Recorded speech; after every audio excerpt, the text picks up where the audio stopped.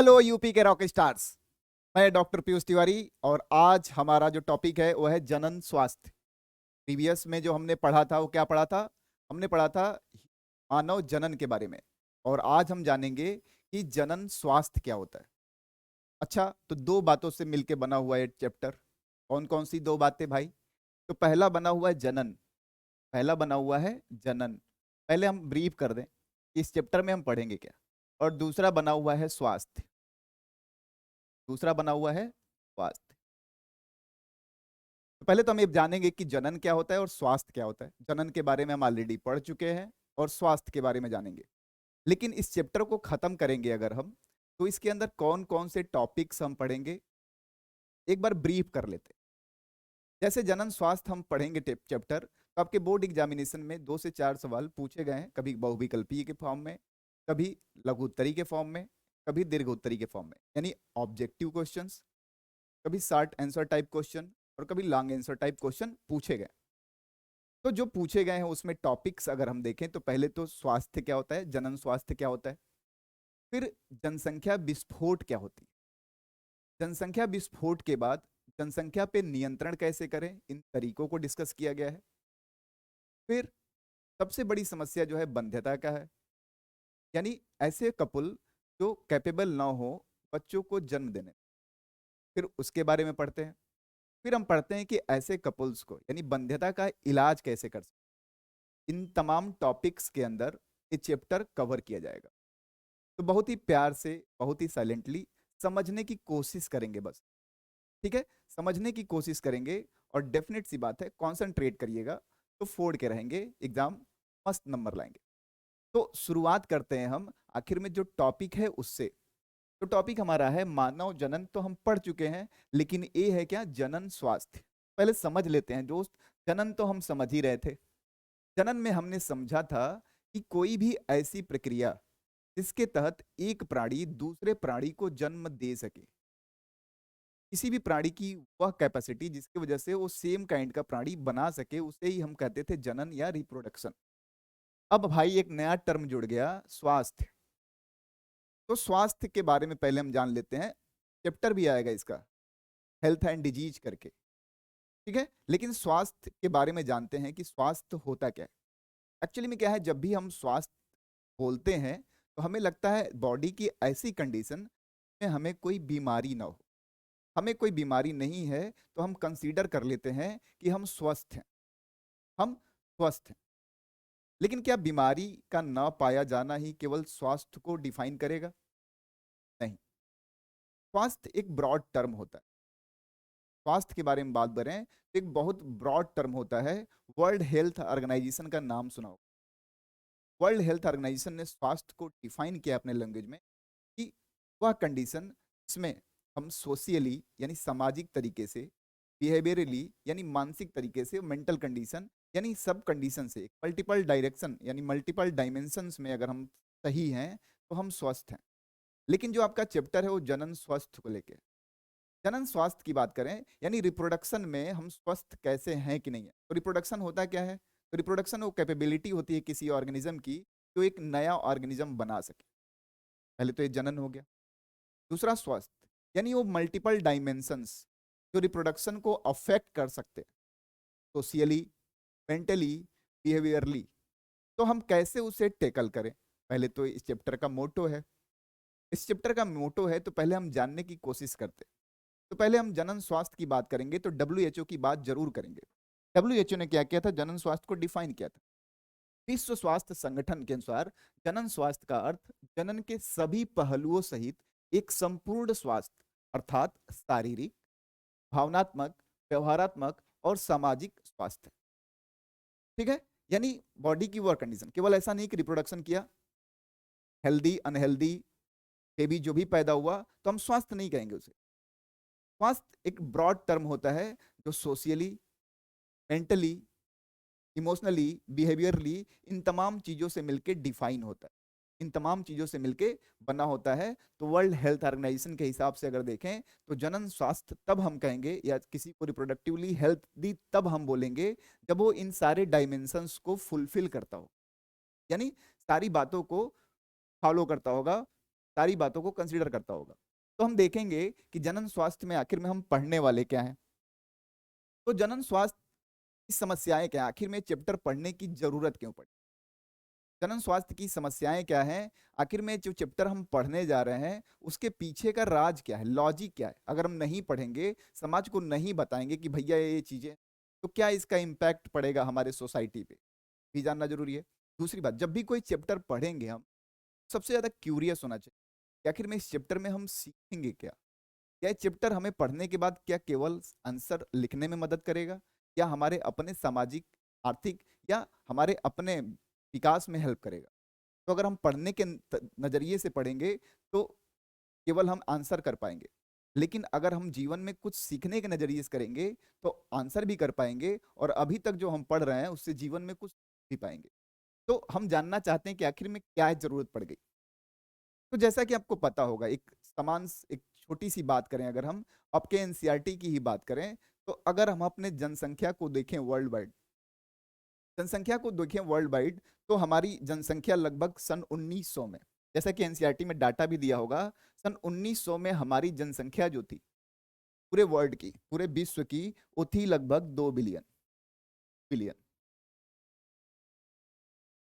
2 billion जनसंख्या थी। फिर हम बात करें क्या हुआ, तो फिर हम 2000, सन 2000 को एनालाइज करें कि सन 2000 में क्या हुआ साहब। तो सन 2000 में देखा हमने कि यही जनसंख्या लगभग 6 बिलियन के करीब पहुंच गई। कितनी हो गई भैया, 6 बिलियन के करीब हो गई। और जब हम 2011 की बात करते हैं, जब हम 2011 की बात करते हैं, तो हम देखते हैं क्या यही जनसंख्या 7 बिलियन हो गई। बात समझने की कोशिश करिएगा कि आखिर में चैप्टर हम पढ़ क्यों रहे हैं, और हमारी क्या बातें हमें सीखेंगे इस चैप्टर में, ये भी बात जानना जरूरी है। ये भी बात जानना जरूरी है और बहुत जरूरी है। तो भैया हम पढ़ क्यों रहे हैं इस चैप्टर को, तो हम देख रहे हैं कि यहाँ सन 1900 में हमारी जनसंख्या कितनी थी भैया, 2 बिलियन। सन 2000 में हमारी जनसंख्या हुई 6 बिलियन, और सन 2011 में हमारी जनसंख्या जो हो गई वो कितनी हो गई, 7.2 बिलियन हो गई, 7.2 बिलियन हो गई। अब अगर हम देखें कि कितना ग्रोथ हुआ, तो 1900 से लेके 2000 तक लगभग हमने अपनी जनसंख्या 3 गुनी की थी। यही तो बोल रहा है डाटा। कितने सालों में 3 गुनी जनसंख्या हुई हमारी, 100 सालों में। लेकिन इस 11 साल को कंसीडर करें, अगर कंपेयर करें 2000 से 2011 का, तो देखिए 6 से 7.2, 6 से 7.2 हुआ। यानी देखिए कितनी तेजी से यहाँ जनसंख्या बढ़ा, यानी 11 साल में हमने 1.2 बिलियन जनसंख्या बना ली। तो एक बहुत ही कंसर्न का विषय है, बहुत ही मुद्दे की विषय है, क्योंकि जनसंख्या केवल बढ़ना जरूरी नहीं है। पहले इसके डिफरेंट पहलुओं को समझ लेते हैं कि अगर कहीं की जनसंख्या बढ़ती है तो उसके क्या क्या प्रकोप हो सकते हैं, क्या क्या प्रकोप हो सकते हैं, क्या क्या सामाजिक विसंगतियां आ सकती है, कैसे हमारा जो नॉर्मल लाइफ है वो कैसे अफेक्टेड हो सकता है जनसंख्या के ज्यादा बढ़ने से, यानी पॉपुलेशन एक्सप्लोजन से हमारे लाइफ पे कैसे इम्पैक्ट पड़ सकता है। वो क्या क्या पहलू है जो हमको चारों तरफ से घेर के रखेंगे, उनको समझने की कोशिश करते हैं एक नॉर्मल एग्जाम्पल से। चलिए इस बात को तो हम पढ़ेंगे ही, इस स्लाइड को, लेकिन पहले जनसंख्या के बारे में समझ लेते हैं। सपोज करिए कि ये हमारा इलाका है, सपोज करिए कि हम इस पर्टिकुलर एरिया में हम रहते हैं। चलिए ये हमारा क्या है, अपना इलाका है। इतने इलाके में ये हमारा एक एरिया दिया हुआ है जिसमें कोई प्राणी, जैसे मान लीजिए कि हम किसी किसी भी, जैसे यूपी में आप आए तो हम बोले कि यूपी का ये पूरा एरिया है। इतने में ही यूपी के सारे लोग रहते हैं, उत्तर प्रदेश के सारे लोग इतने इलाके में रहते हैं। तो इतने इलाके में रहते हैं भाई, तो कुछ यहाँ मान लीजिए कि हम बोल दें अगर कि इतने इलाके में रहते हैं, लेकिन यहाँ पे खेती होती है, खेती होती है। इतने इलाकों में इंडस्ट्रीज हैं,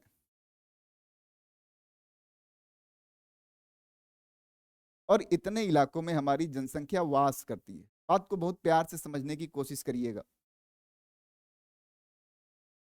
इतने इलाकों में हमारी जनसंख्या रहती है, यानी जितने भी पॉपुलेशन है या वह रहने वाले लोग हैं, इतने जगह में रहते हैं। कहीं पे हमने कुछ जगह पे इंडस्ट्री लगा रखी है, कहीं पे हम खेती कर रहे हैं। अच्छा एक बात और समझिए कि अगर इस एरिया की बात करें, तो जनसंख्या जैसे जैसे बढ़ती चली जाएगी, हमें रहने के लिए घर भी तो चाहिए होगा। हमें रहने के लिए घर चाहिए होगा तो हम क्या करेंगे, अपने खेतों पे ही अपना घर बनाएंगे। तो धीरे धीरे खेती की जो लैंड है या जो इंडस्ट्रियल लैंड जहाँ पे हम इंडस्ट्रीज बना रहे थे, उन लैंड्स को हम अपने रहने के लिए घर बनाना इस्तेमाल कर देंगे। यानी कुल मिला जुला के देखें तो हमारा जो रिसोर्स था उसका पुल बढ़ने लगेगा, यानी उसकी डिमांड बढ़ने लगेगी। जैसे मान लीजिए कि अभी तक हम खेत पे 100 लोगों का खाना उगा रहे थे, लेकिन हमारे घर की जनसंख्या अगर 150 हो जाए तो खाने की डिमांड तो 1.5 गुनी हो गई। खाने की डिमांड कितनी हो गई, 1.5 गुनी हो गई। लेकिन ये 100 लोगों का खाना हम अपने खेत में ही तो उगा रहे थे, खेत तो हमारा बढ़ा नहीं, यानी फार्मिंग लैंड तो बढ़ा नहीं, लेकिन इससे जो होने वाला प्रोडक्शन था उसकी डिमांड तो बढ़ गई। अब डिमांड बढ़ेगी तो क्या होगा, 50 लोग तो हमें दिख रहा है कि भूखे रहेंगे।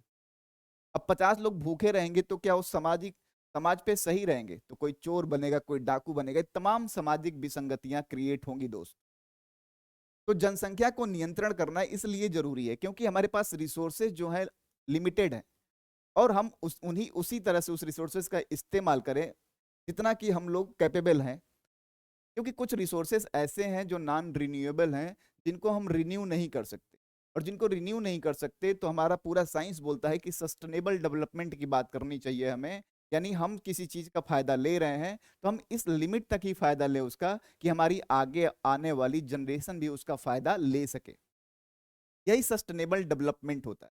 तो डेफिनेट सी बात है कि अगर पॉपुलेशन बढ़ेगा तो तमाम तरह की भूखमरी, चोरी, तमाम तरह की समस्याएं, सामाजिक विसंगतियां क्रिएट होंगी। तमाम तरह की सामाजिक विसंगतियां क्रिएट होंगी। तो सिंपल सी बात है, जब हमने स्वास्थ्य को डिफाइन किया था तो हमने बताया था स्वास्थ्य का मतलब ये नहीं होता है कि हम केवल डिजीज फ्री कंडीशन में है, यानी हमको कोई बीमारी नहीं है तो हम स्वस्थ हैं। सपोज करिए कि एक बंदा है जो बीमार नहीं है, रास्ते पे जा रहा है, एक्सीडेंट हो गया उसका, और एक्सीडेंट अगर हो गया तो क्या he is able to work properly या अपने 100% एफिशिएंसी को दे सकता है? नहीं दे सकता। यानी डिजीज तो उसको नहीं था, लेकिन शारीरिक रूप से वो स्वस्थ नहीं। मान लीजिए आप अपने से ही एग्जाम्पल ले लो, क्लास में बैठे हो, पढ़ने में बहुत ब्रिलियंट हो, 100 रुपये कर्जा ले लिया अपने दोस्त से किसी को घुमाने के चक्कर में। अब उस दोस्त को देख के कटे कटे भागे रह रहे हो कि कहीं देख ले तो 100 रुपया मांग ना ले। तो क्या आप क्लास में कॉन्सेंट्रेट कर पा रहे हो? बस आप नॉर्मल लाइफ से एग्जाम्पल लीजिए, यानी आपको मानसिक तरीके से भी स्वस्थ रहना है अपना 100% देने के लिए। तो ये बातें हो गई कि हम सामाजिक, मानसिक, इन तमाम पहलुओं से जब हम हेल्दी रहेंगे तो हमारी, हम बात तो कर रहे हैं जनन की, तो क्या इतना जनन कर दें कि हमारा पॉपुलेशन एक्सप्लोजन कंडीशन पहुंच जाए, या हमारे समाज में ही विसंगतियां क्रिएट हो जाए, चोरी चमारी इस तरह की तमाम चीजें स्टार्ट हो जाए? नहीं। तो हमें इसके पहलुओं के बारे में जानना है। हमें इसके पहलुओं के बारे में जानना है कि भाई हम जनन तो करेंगे, लेकिन हमारी एक लिमिटेशन होनी चाहिए, हमारी एक बाउंड्री होनी चाहिए, क्योंकि और भी चीजें हैं सोसाइटी में जिसपे जनन करने के बाद जो बेबी बनेगा या जो प्राणी, जो संतति बनेगी, उसको आके सरवाइव भी करना है, उसे आके फाइट भी करना है। तो वर्ल्ड हेल्थ ऑर्गेनाइजेशन ने डिफाइन किया था जो, उसके हिसाब से ही अगर हम बात कर रहे हैं तो हमने देखा कि हमने किस तरह से जनसंख्या बढ़ाया भी, किस तरह से जनसंख्या बढ़ाया भी, लेकिन इसकी शुरुआत हुई। विश्व में भारत पहला ऐसा देश बना जिसने जनसंख्या नियंत्रण के लिए परिवार नियोजन योजना लाया। ये आपके बहुविकल्पीय सवालों में बहुत बार पूछा गया है कि परिवार नियोजन योजना जो है कब लागू किया गया था और कहाँ लागू किया गया था। ये बात बहुत पते की है। तो परिवार नियोजन योजना लागू हुई थी 1951 में। देखिए यहाँ पे लिखा हुआ है, परिवार नियोजन योजना कब लागू की गई थी, 1951 में। और भारत पहला ऐसा देश था, ठीक है, भारत पहला ऐसा देश था जिसने परिवार नियोजन योजना लागू की। क्या फायदा था भैया? तो जिससे जनन स्तर पर संपूर्ण जनन स्वास्थ्य को एक लक्ष्य के रूप में प्राप्त करने के लिए राष्ट्रीय कार्य योजना और कार्यक्रमों की शुरुआत की। इस कार्यक्रम को परिवार नियोजन, अब परिवार कल्याण योजना कहा जाता है। इसकी शुरुआत 1991 में, 51 में हुई थी। भारत ऐसा पहला देश था। तो हम देख ही रहे हैं कि हम पढ़ ही रहे हैं जनन स्वास्थ्य समस्याएं, यानी जनन स्वास्थ्य से लेके क्या क्या समस्याएं हैं, इन्हीं बातों को हम पढ़ रहे हैं। तो इसके लिए भारत ने सबसे पहला कदम उठाया था परिवार नियोजन योजना, अब जिसका नाम कर दिया गया है क्या, परिवार कल्याण योजना। इसमें जनन स्वास्थ्य से रिलेटेड हर चीजों के पहलुओं के बारे में बात करेंगे, हर डायमेंशन के बारे में बात करेंगे हम, ठीक है। तो पहले तो हमने जान लिया कि जनन क्या होता है, जनन हम पिछले चैप्टर में ही जान लिए थे। फिर स्वास्थ्य क्या होता है, फिर इन दोनों चीजों को जोड़ दें। जब इसी स्वास्थ्य यानी इसी डायमेंशन को, हेल्दी डायमेंशन को अगर हम रिप्रोडक्शन में जोड़ दें तो इसी चैप्टर का नाम है जनन स्वास्थ्य। ठीक है। तो जब जनन स्वास्थ्य हो गया, अब आगे देखते हैं हमें क्या पढ़ना है। आगे जो बोल रहा है आरसीएच, जनन एवं बाल स्वास्थ्य सेवा कार्यक्रम। जनन एवं बाल स्वास्थ्य सेवा कार्यक्रम, आरसीएच होता है reproductive child health care. RCH programme का नाम होता है, आरसीएच प्रोग्राम का नाम होता है। इस प्रोग्राम के तहत जनन संबंधी विभिन्न पहलुओं के बारे में लोगों को जागरूकता पैदा करते हुए जननात्मक रूप से स्वस्थ समाज तैयार करने के लिए अनेक सुविधाएं एवं प्रोत्साहन दिए जा रहे हैं। जैसे मान लीजिए आपको एग्जाम्पल दे रहे हैं कि क्या जागरूकता और किस तरह का प्रोत्साहन, इस बात को समझना बहुत जरूरी है। जैसे मान लीजिए कि हमारे साइंस एंड टेक्नोलॉजी या हमारे बहुत पुराने बुजुर्ग बहुत जो डेवलप नहीं थे, तो होता क्या था कि वो अभी भी अभी भी जो मिथ है उसके हिसाब से अगर कोई महिला प्रेग्नेंट है तो माना जाता है भगवान का प्रसाद है। बहुत सीधी सी सरल सी बात है। तो हम तमाम चीजों को जोड़ देते हैं, अपने भाव को अपने अध्यात्म से जोड़ देते हैं, तमाम चीजों को जोड़ के देखते हैं हम।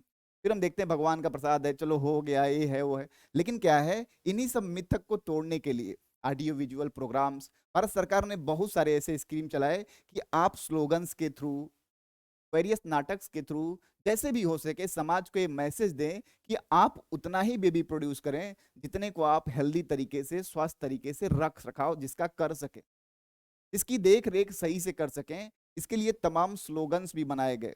जैसे हम दो हमारे दो बहुत कॉमन सुना होगा, हम दो हमारे दो बहुत कॉमन स्लोगन आप लोग भी जानते होंगे। तो इन्हीं के तहत बनाया गया था। तो रिप्रोडक्टिवली हेल्दी सोसाइटी के लिए एक जनन एवं बाल स्वास्थ्य सेवा कार्यक्रम आरसीएच प्रोग्राम लॉन्च किया गया। और भी बहुत सारी चीजें डेवलप हुई। जैसे सहेली एक दवा है, सहेली एक दवा है जो खोजी गई थी सीडीआरआई लखनऊ में, central drug research institute Lucknow, केंद्रीय औषधि अनुसंधान संस्थान सीडीआरआई जो कि लखनऊ में है। वहां से एक सहेली नामक गर्भ निरोधक गोली भी डिस्कवर की गई थी। बहुत बार पूछा गया है कि सीडीआरआई ने कौन सी गर्भ निरोधक गोली की खोज की थी, एंड दैट इज सहेली। सहेली उस टेबलेट का नाम होता है, पिल्स का नाम होता है सहेली। तो इन तमाम चीजों के बारे में बता के कि भैया पॉपुलेशन से होने वाले क्या नुकसान है, पॉपुलेशन को कैसे हम कंट्रोल कर सकते हैं, पॉपुलेशन कंट्रोल करने के हमारे पास कौन कौन सी विधियां हैं, पॉपुलेशन कंट्रोल करना क्यों जरूरी है, इन तमाम पहलुओं पे समाज को बताना। कैसे बताना भैया, तो बताएंगे कैसे, तो हम अलग अलग स्लोगन बनाएंगे, हम किताबों में पढ़ाएंगे, हम किताबों में पढ़ाएंगे ताकि हमारे आगे आने वाली जनरेशन ये समझ सके कि भैया रिप्रोडक्शन के बारे में बात करना कोई गलत बात नहीं है, इसके बारे में जानना जरूरी है। क्या इसके क्या फायदे हैं, कौन कौन सी बीमारियां हैं जो सेक्सुअली ट्रांसमिट होती हैं, कैसे ट्रांसमिट होती हैं, कैसे इन बीमारियों से बचा जाए, ये तमाम पहलू हैं किसी भी व्यक्ति को जनन रूपी स्वस्थ रखने के लिए। तो ये बहुत सारे ऐसे प्रोग्राम चलाए गए, जैसे कि परिवार कल्याण देखा, परिवार नियोजन देखा। लेकिन हमारा बस एक ही डायमेंशन था कि भैया पॉपुलेशन यानी जनसंख्या न बढ़ाएं, जनसंख्या बढ़ेगा तो तमाम विसंगतियां बढ़ेंगी, सामाजिक आर्थिक ये तमाम समस्याएं बढ़ेंगी, तमाम समस्याएं बढ़ेंगी। तो इसके लिए सामाजिक मिथक जो अवेलेबल है इस समय कि भैया नहीं ये तो भगवान का दिया हुआ प्रसाद है, तो प्रसाद जाके चोर बनेगा, तो प्रसाद चोर बनने नहीं देंगे। तो भैया हम बताएंगे कि ये प्रसाद नहीं है, आप उतना ही प्रोड्यूस करिए जितना आप देख रेख, सही शिक्षा, सही नॉलेज, सही ज्ञान, सही रख रखाव जिसका कर सकें। इन तमाम चीजों को ध्यान में रखते हुए भारत सरकार ने कई स्कीम्स लॉन्च की। अब हम जानते हैं कि कौन कौन से फैक्टर हैं जो किसी भी एरिया के पॉपुलेशन में, जैसे मान लीजिए कि जनसंख्या है क्या। अभी हमने डील किया था कि जनसंख्या की बात करें तो 1990 में पूरे वर्ल्ड की जनसंख्या थी लगभग 2 बिलियन। फिर हमने ये भी देखा था कि अगर हम सन 2000 की बात करें 2000 में हमारी जनसंख्या हो गई कितनी, देखा हमने कि सन 2000 में हमारी जनसंख्या हो गई 6 बिलियन, लगभग 3 गुना। और 11 सालों में हमने क्या किया, 1.2 बिलियन जनसंख्या बनाया, यानी 2011 में हमारी जनसंख्या हो गई 7.2 बिलियन। एनसीईआरटी में भी दिया हुआ देखिए आप। तो आप कंपेयर करेंगे कि हमारी ग्रोथ किस रेट से हो रही है। तो भैया ऐसा तो है नहीं कि पृथ्वी बढ़ रही है, पृथ्वी तो बढ़ नहीं रही है, पृथ्वी का साइज तो बढ़ नहीं रहा है। जो भी रिसोर्सेस हमारे खाने पीने रहने जो भी रिसोर्सेस हैं वो इस धरती पे ही तो है, और इस धरती पे ही है। और जनसंख्या बढ़ती चली जाएगी तो जनसंख्या के बढ़ने से दो चीजें तो होंगी, घर तो चाहिए ही चाहिए और खाना भी चाहिए। तो घर बनाओगे कहाँ, घर जमीन पे ही तो बनाओगे, और जमीन पे जिस खाना उगा रहे थे आप उस पे घर बना लिए, तो खाने के लिए जमीन तो कम पड़ गई, यानी एक चीज से तो कंप्रोमाइज करना पड़ेगा, या तो घर बनाओगे तो खाना नहीं मिलेगा, खाना खाओगे तो घर नहीं मिलेगा, यानी कुछ ना कुछ कुरीतियां तो बनेंगी ना।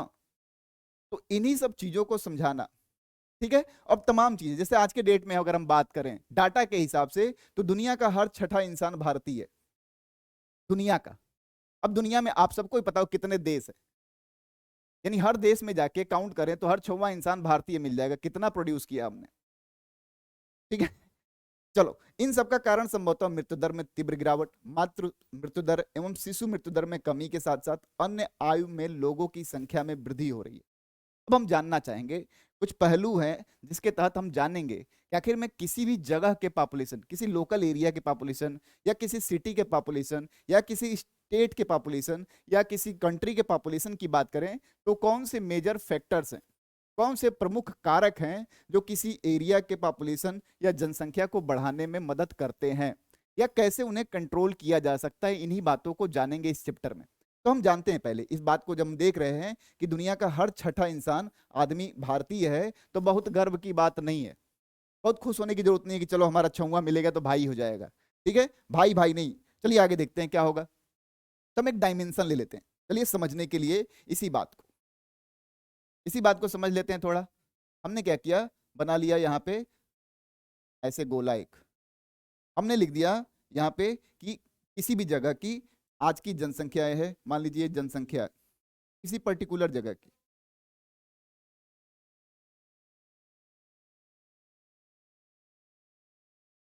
मान लीजिए किसी जगह की जनसंख्या है, 100 होगी, 200 होगी, हमें नहीं पता, जनसंख्या है, ठीक है, किसी भी जगह की जनसंख्या है। तो वो कौन कौन से फैक्टर हैं, कौन कौन से कारक हैं जो इस जगह की जनसंख्या को बढ़ाने या घटाने में मदद करेंगे, इन कारक, इन फैक्टर्स के बारे में हमें जानना है। तो भैया पहले क्या होगा, तो कितने लोग पैदा हुए, यानी हम इसे बोलते हैं क्या, पहले चारों कारक जान लेते हैं।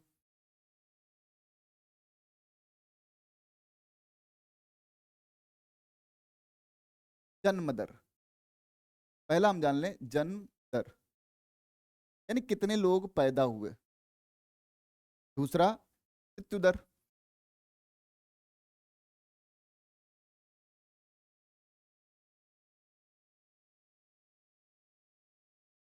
इमिग्रेशन,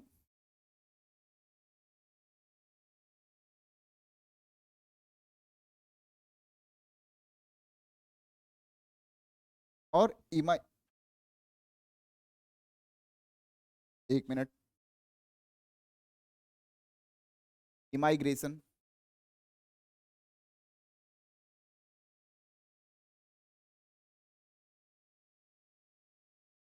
और इमिग्रेशन।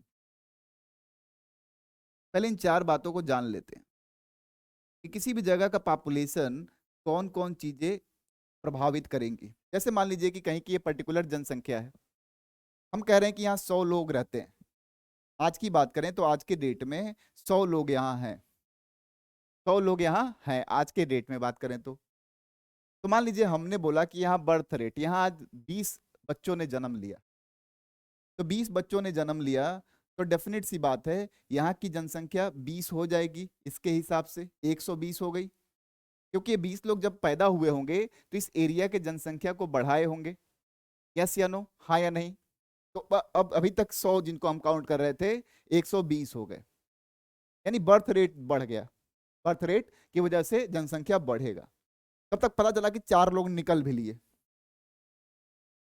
4 लोग निकल लिए, अभी 4 लोग निकलने की वजह से जनसंख्या में 4 की कमी हो गई, हो जाएगी कि नहीं। अब हो गए 120 हुए थे और 4 लोग निकल लिए, शुभ समाचार मिल गया उनका, बुलावा आ गया उनका, तो अब हो गए 116।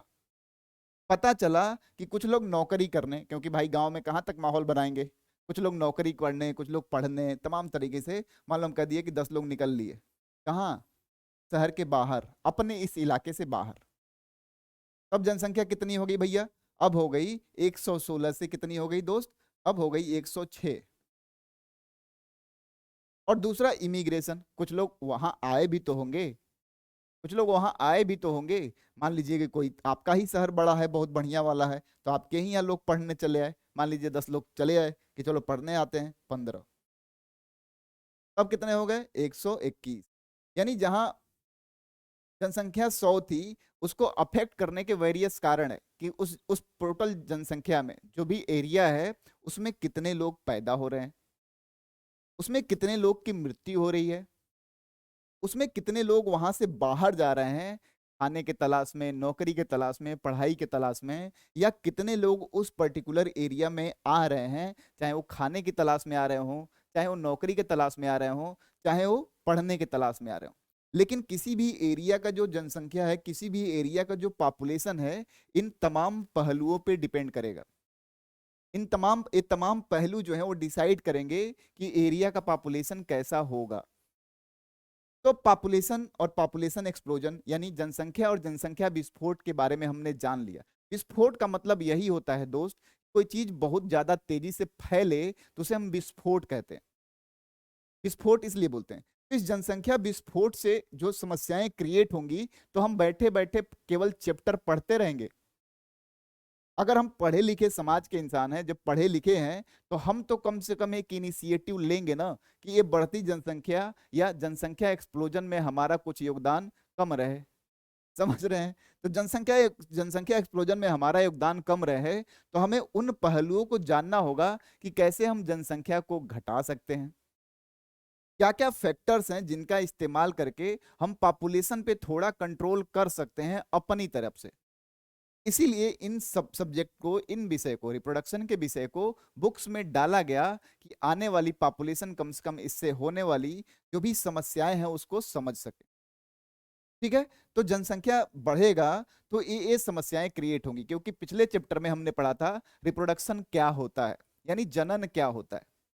हमने देखा था कि एक प्राणी की कैपेबिलिटी होती है कि वो दूसरा प्राणी बनाए, और उसी कैपेबिलिटी को या उसी क्षमता को हम उसकी जनन क्षमता कहते थे, या जनन प्रक्रिया, उस प्रोसेस को या प्रक्रिया को हम जनन कहते थे या रिप्रोडक्शन कहते थे। फिर हमने अगला चैप्टर चुना जनन स्वास्थ्य। तो जनन जनन स्वास्थ्य में क्या बात करेंगे हम, कोई भी इंसान रिप्रोडक्टिवली हेल्दी है, यानी जनन रूप से देखें तो स्वस्थ है, सामाजिक भी, इमोशनल भी, बिहेवियरल भी, फिजिकल भी, मेंटल भी, इन तमाम डायमेंशन में वो स्वस्थ है रिप्रोडक्शन को लेके। ऐसा नहीं है, इस बात को बहुत ध्यान से समझिएगा। आप रिप्रोडक्टिवली हेल्दी हैं, मान लीजिए आपके पास रिप्रोडक्शन करने की क्षमता है, 25 पैदा कर दिया, समाज के लिए तो दुख हो गया ना, 25 जो पैदा वो भिखारी बन गए, तो कहीं ना कहीं आपके पास प्रेशर तो है, तो जनन रूप से आप स्वस्थ तो नहीं बोले जाएंगे, WHO तो नहीं बोलेगा कि आप स्वस्थ हैं। ठीक है? तो इतनी बात समझ में आ गई। चलिए, इतनी बात समझ में आ गई तो आगे बढ़ते हैं। आगे बढ़ते हैं तो कैसे भाई, अगर हम किसी को बताएंगे कि भैया जनसंख्या रोक लो, जनसंख्या बढ़ने मत दो, तो मान लो कम पढ़ा लिखा है, तो कहेगा भैया कैसे रोक लें, बताओ आप ही, ये तो सब भगवान का प्रसाद है, आप ही कुछ बता दो, भगवान जब चाहते हैं तो पैदा होता है, भगवान जब चाहते हैं तभी पैदा होता है, तो आपको आप ही कुछ मत बता दो भैया जिसकी वजह से क्या हो, ना हो, पॉपुलेशन ना बढ़े। तो हम बताएंगे कैसे, तो हम बताएंगे कैसे, क्या बताएंगे, तो आपने पढ़ा होगा पिछला चैप्टर, आपने उन तमाम डायमेंशंस को पढ़ा होगा कि ओवुलेशन होता है, और जो ओवुलेशन यानी अंडोत्सर्ग होता है, उसके बाद ही फर्टिलाइजेशन या निषेचन का प्रोसेस होता है। यानी एक प्राणी को बनने के लिए, क्योंकि अगर हम ह्यूमन के कॉन्टेक्स्ट में या मानव के कॉन्टेक्स्ट में बात करें, तो हम क्या देखे थे कि जब फ्यूजन होता है किसका, मानव यानी स्पर्म का, शुक्राणु का, और जब अंडाणु से फ्यूजन होता है, संलयन होता है, तो युग्मनज बनता है, और वही युग्मनज भ्रूण बनाता है। तो जो शुक्राणु है और जो अंडाणु है, जब तक नहीं मिलेंगे, जब तक वो संलयित नहीं होंगे, तो डेफिनेट सी बात है कि युग्मनज नहीं बनेगा, और युग्मनज नहीं बनेगा तो भ्रूण भी नहीं बनेगा। तो हम कौन कौन सी प्रक्रियाएं हैं जिसका इस्तेमाल करके हम खुद ही युग्मनज के फॉर्मेशन को ही रोकें, युग्मनज के बनने को ही रोक दें। तो इसके बहुत सारे तरीके हो सकते हैं, इसके बहुत सारे मेथड्स हो सकते हैं। कुछ मेथड्स ऐसे हो सकते हैं, क्या हो सकते हैं भाई, तो कुछ मेथड्स ऐसे हो सकते हैं जो नेचुरली हम इस्तेमाल कर सकते हैं, देखेंगे भी और उनका सक्सेस रेट भी देखेंगे। कुछ तो हमारा नेचुरल मेथड हो गया, कुछ केमिकल मेथड भी होगा, कुछ सर्जिकल मेथड भी होगा, बहुत सारे मेथड्स होंगे। लेकिन अगर हमसे कोई पूछता है, किसी को बहुत ज्यादा ज्ञान झोंक रहा हूं मैं कि भैया पॉपुलेशन ना बढ़ाओ, तो बोल दे हमसे कि भैया कैसे छोड़ दें, कैसे ना बढ़ाएं, कोई तरीका बता दो। तो हमारे पास पढ़े लिखे होने के नाते क्या क्या तरीके हो सकते हैं। तो क्या क्या तरीके भैया? तो पहला, प्राकृतिक विधियां। प्राकृतिक विधि जानना चाहेंगे कि कौन कौन सा मेथड है जिसके तहत हम, पहला कंडीशन हमारा क्या होगा कि हम चाहेंगे कि हमारा जो स्पर्म है या जो शुक्राणु है वो अंडाणु से संलयित ना हो, यानी इनका फ्यूजन ना हो, जाइगोट ही ना बने, युग्मनज ही ना बने, तो भ्रूण कैसे बनेगा या एम्ब्रियो कैसे बनेगा? तो पहला मेथड है आवधिक संयम। ठीक है, आवधिक संयम क्या होता है भैया? आवधिक संयम की बात कर लें, चलिए जानते हैं क्या होता है। जैसे हमने पढ़ा था मेंस्ट्रुअल साइकिल के बारे में, बहुत प्यार से, बहुत हमने बात की थी मेंस्ट्रुअल साइकिल के बारे में या आतर्व चक्र के बारे में। मेंस्ट्रुअल साइकिल या आतर्व चक्र के बारे में हमने बात की थी। याद होगा जब मेंस्ट्रुअल साइकिल या आतर्व चक्र की बात की थी तो हमने बताया था कि 28 दिन की साइकिल होती है, नॉर्मल में बात करें तो 28 डेज के साइकिल का जिक्र किया था। हमने बताया था कि 28 डेज के साइकिल में बात करें अगर हम, तो 3 से 5 दिन जो होता है वो इसका होता है, मासिक धर्म का होता है या आतर्व चक्र होता है। जो अगला आने वाला 10 दिन होता है, जो अगला आने वाला 10 दिन होता है उसे हम कहते हैं फॉलिकुलर फेज या पुटिका फेज कहते हैं। क्या बोलते हैं? पुटिका फेज, पुटिका प्रावस्था या फॉलिकुलर फेज, पुटिका प्रावस्था, पुटिका प्रावस्था, या इसे कहते हैं क्या? Follicular phase. फॉलिकुलर फेज बोलते हैं, हमने देखा था, अगर थोड़ा भी याद होगा आपको, तो फॉलिकुलर फेज जब हम पढ़ रहे थे या पुटिका प्रावस्था पढ़ रहे थे तो हम देख रहे थे जो पीयूष ग्रंथि से निकलने वाला, पिट्यूटरी ग्लैंड ग्लैंड से निकलने वाला जो एफएसएच हार्मोन है, फॉलिकुलर स्टिमुलेटिंग हार्मोन था, वो क्या कर रहा था? प्राथमिक अंडक को ग्राफी पुटिका तक ग्रोथ करा रहा था। और वही ग्राफी पुटिका या जिसे हम ग्राफियन फॉलिकल कहते हैं, उसी ग्राफियन फॉलिकल से सेकेंडरी oocyte या द्वितीयक अंडक रिलीज होता था। किसके हेल्प से? ल्यूटिनाइजिंग हार्मोन एलएच के हेल्प से। यानी अगर हम देखते थे तो इसी मासिक धर्म या आतर्व चक्र में लगभग 13वें दिन के बाद 14वें दिन अंडोत्सर्ग होता था, अंडोत्सर्ग होता था। याद होगा पिछला चैप्टर, अंडोत्सर्ग होता था। यानी अगर हम देखें तो इस दौरान 28 दिन के साइकिल के दौरान अगर स्पर्म अंदर जाए फीमेल के, तो एक तो ये ड्यूरेशन जो है उसमें उसको अंडा नहीं मिलेगा, और जब अंडा नहीं मिलेगा तो डेफिनेट सी बात है कि अंडा ही नहीं मिला तो संलयन किसके साथ होगा? तो एक पीरियड है जिसमें अगर हम क्या करें, जो भी स्पर्म अगर पहुंचता है, जो भी अगर शुक्राणु पहुंचता है यूट्रस में या गर्भाशय में, तो इसको अंडा न मिलने के अभाव में यहाँ फर्टिलाइजेशन नहीं होगा, निषेचन नहीं होगा। तो एक इस पर्टिकुलर पीरियड या टाइम का ध्यान रखें हम, तो हम क्या कर सकते हैं? युग्मनज के फॉर्मेशन को रोक सकते हैं। फिर मान लीजिए हमने बोला कि यहाँ अंडोत्सर्ग हो गया, यानी ओवुलेशन हो गया, तो ओवुलेशन होने के बाद जो अंडा रिलीज हुआ, जो अंडा यहाँ आया, वो कुछ दिन तक तो भैया बेचारा वेट करेगा इसका, स्पर्म के आने का, शुक्राणु के आने का इंतजार करेगा। उसके बाद वो खुद ही डीजनरेट कर जाएगा, खत्म हो जाएगा। तो फिर हमारा जब प्रोजेस्टेरॉन का लेवल बढ़ने लगेगा, हमने पढ़ा था, तो उस दौरान यानी इस टाइम पीरियड और इस टाइम पीरियड में अगर शुक्राणु पहुंचता भी है तो क्या होगा? संलयन नहीं होगा। क्यों? क्योंकि अंडा ही नहीं मिला, और अंडा ही नहीं मिला तो फिर जाइगोट या युग्मनज बनेगा ही नहीं, युग्मनज बनेगा ही नहीं तो भ्रूण का विकास होगा ही नहीं। यानी फर्टिलाइजेशन ओवरऑल हम बोल दें तो नहीं होगा, या ओवरऑल बोल दें तो निषेचन नहीं होगा। तो हम इस चीज को ध्यान में रख के इसे ही बोलते हैं आवधिक संयम, इस चीज को। लेकिन इतना एक्यूरेट होना, कब अंडा आएगा और कब नहीं आएगा, एक आम इंसान के लिए थोड़ा सा मुश्किल है। आप पढ़ेंगे तो आप समझ सकते हैं, लेकिन जो नहीं पढ़ा लिखा है उसके लिए इतना समझना मुश्किल है। लेकिन इस प्रोसेस को फॉलो करके थोड़ा सा जनसंख्या पे कंट्रोल किया जा सकता है, नेचुरल मेथड है ना, इसका कोई साइड इफेक्ट है ना कुछ है। हाँ, फिर सक्सेस रेट इसका कम है, सक्सेस रेट इसलिए कम है, क्यों? क्योंकि इतना ज्यादा एक्यूरेट होना सबके बस की बात नहीं है, लेकिन इसको फॉलो करके जनसंख्या पे कंट्रोल किया जा सकता है। दूसरा है बाह्य अस्खलन। बाह्य अस्खलन का मतलब क्या होता है?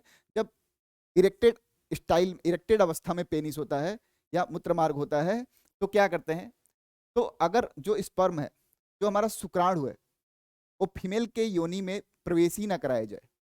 जब प्रवेश ही नहीं होगा तो डेफिनेट सी बात है, लाजमी सी बात है कि जब तक वो गर्भाशय को क्रॉस करके डिंब वाहिनी नलिका में नहीं घुसेगा, यानी फैलोपियन ट्यूब तक नहीं पहुंचेगा, और फैलोपियन ट्यूब के तुम्बिका तक नहीं पहुंचेगा, यानी एम्पुला तक नहीं पहुंचेगा, तब तक निषेचन होना पॉसिबल नहीं है।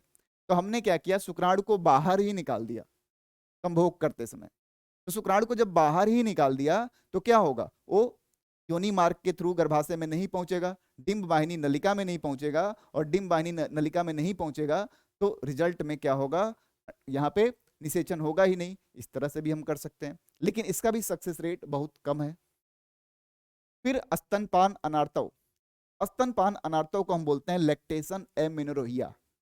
लैक्टेशनल एमेनोरेहिया क्या होता है, जब कोई भी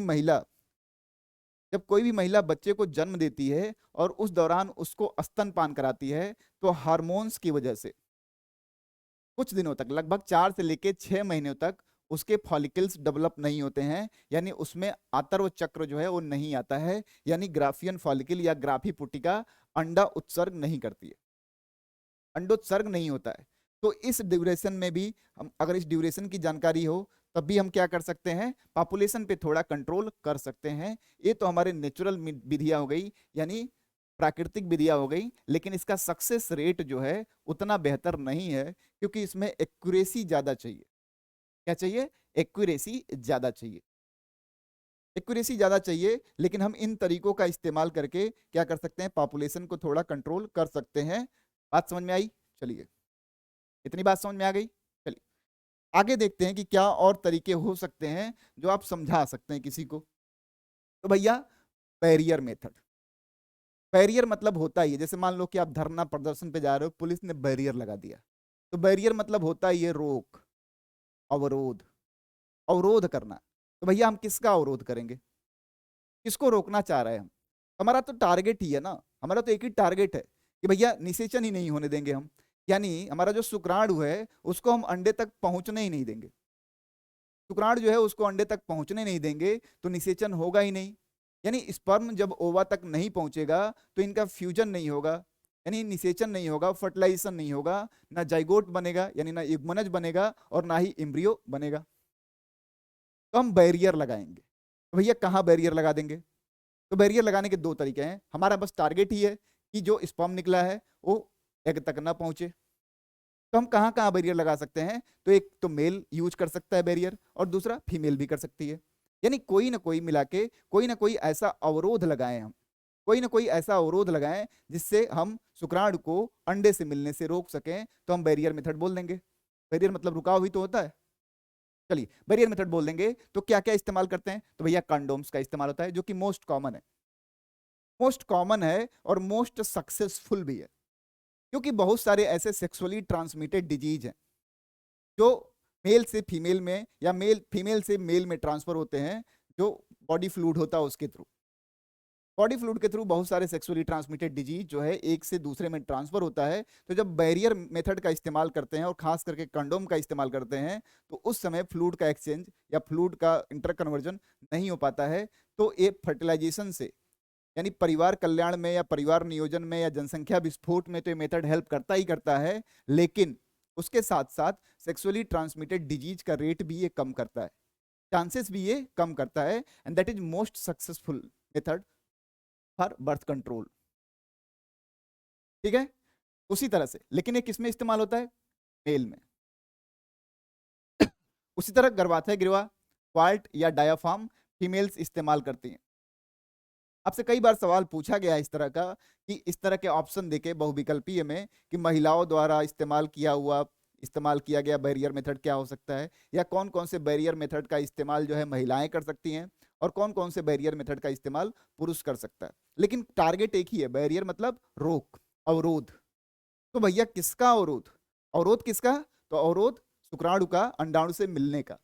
तो चाहे वो मेल अवरोध लगा ले या फीमेल लगा ले, लेकिन मुद्दा बस एक ही है कि भैया हम शुक्राणु को अंडाणु से मिलने नहीं देंगे, मतलब स्पर्म को ओवा से मिलने नहीं देंगे। हो गया हमारा बैरियर मेथड। तो एक जानकारी कोई पूछे तो ये भी दे सकते हो कि भैया बैरियर मेथड का इस्तेमाल कर लो जब इतने एक्यूरेट नहीं हो तो। ठीक है, ये मार्केट में अवेलेबल है। इससे तमाम बीमारियों से बच भी सकते हैं जो सेक्स के दौरान ट्रांसफर होता है। ठीक है, ये बात हो गई एक तो। फिर हमसे कोई पूछे कि भैया और कौन सा मेथड है, और कौन सा मेथड है, तो अंतः गर्भाशयी युक्ति, आईयूडी। अंतः गर्भाशयी युक्ति का मतलब नाम ही समझ में आ रहा होगा, अंतः गर्भाशयी मतलब यूट्रस के अंदर ऐसे डिवाइसेस का इस्तेमाल करना, ऐसे चीजों का इस्तेमाल करना जो यूट्रस के अंदर यानी फीमेल्स में, हमारे अंदर तो यूट्रस है नहीं, तो फीमेल्स के यूट्रस में कुछ डिवाइसेस या जो भी युक्तियां हैं उसको लगा के हम क्या कर सकते हैं, जो भी फर्टिलाइजेशन है या निषेचन है उसको रोक सकते हैं। तो हम देखते हैं कि कौन कौन सी युक्तियां हैं भैया जो गर्भाशय के अंदर इम्प्लांट किया जा सकता है। तो पहला है औषधि रहित आईयूडी। औषधि रहित, नॉन मेडिकेटेड पूछा जाता है, नॉन मेडिकेटेड इंट्रायूट्राइन डिवाइसेस। आपसे जो सवाल पूछा जाता है वो ऐसे बहुविकल्पीय फॉर्म में पूछा जाएगा कि कौन सा इसमें से दिया हुआ ऑप्शन या विकल्प नॉन मेडिकेटेड या औषधि रहित आईयूडी की तरह इस्तेमाल होता है। आपसे जो क्वेश्चन पूछे जाएंगे वो ऐसे ही फ्रेम किए जाएंगे। तो आपको नाम याद होना चाहिए, नाम याद रहेगा तो आप बहुत इजीली सवाल का आंसर दे जाएंगे।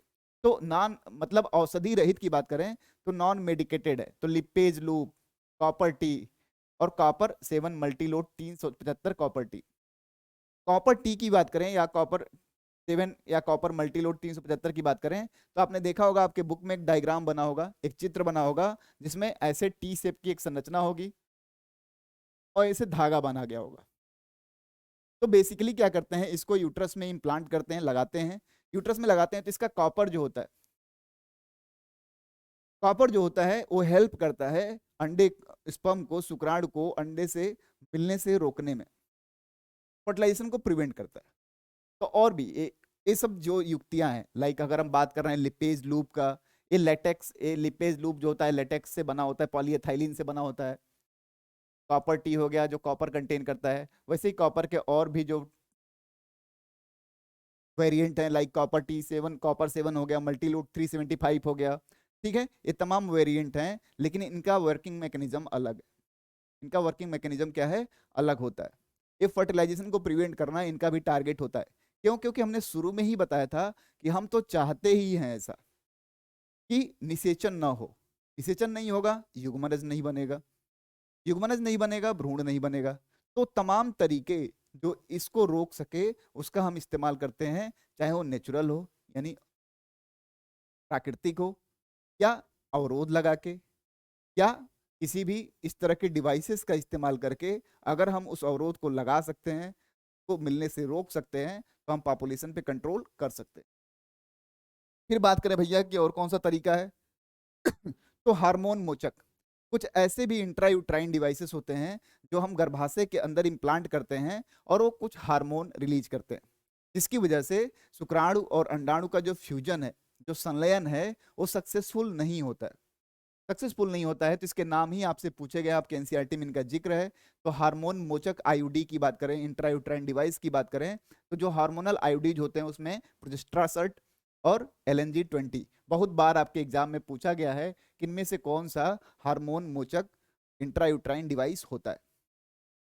ठीक है, तो ये सब बहुविकल्पीय या एक एक नंबर के सवाल में या लघु उत्तरीय सवालों के लिए बहुत ही इंपॉर्टेंट टॉपिक है।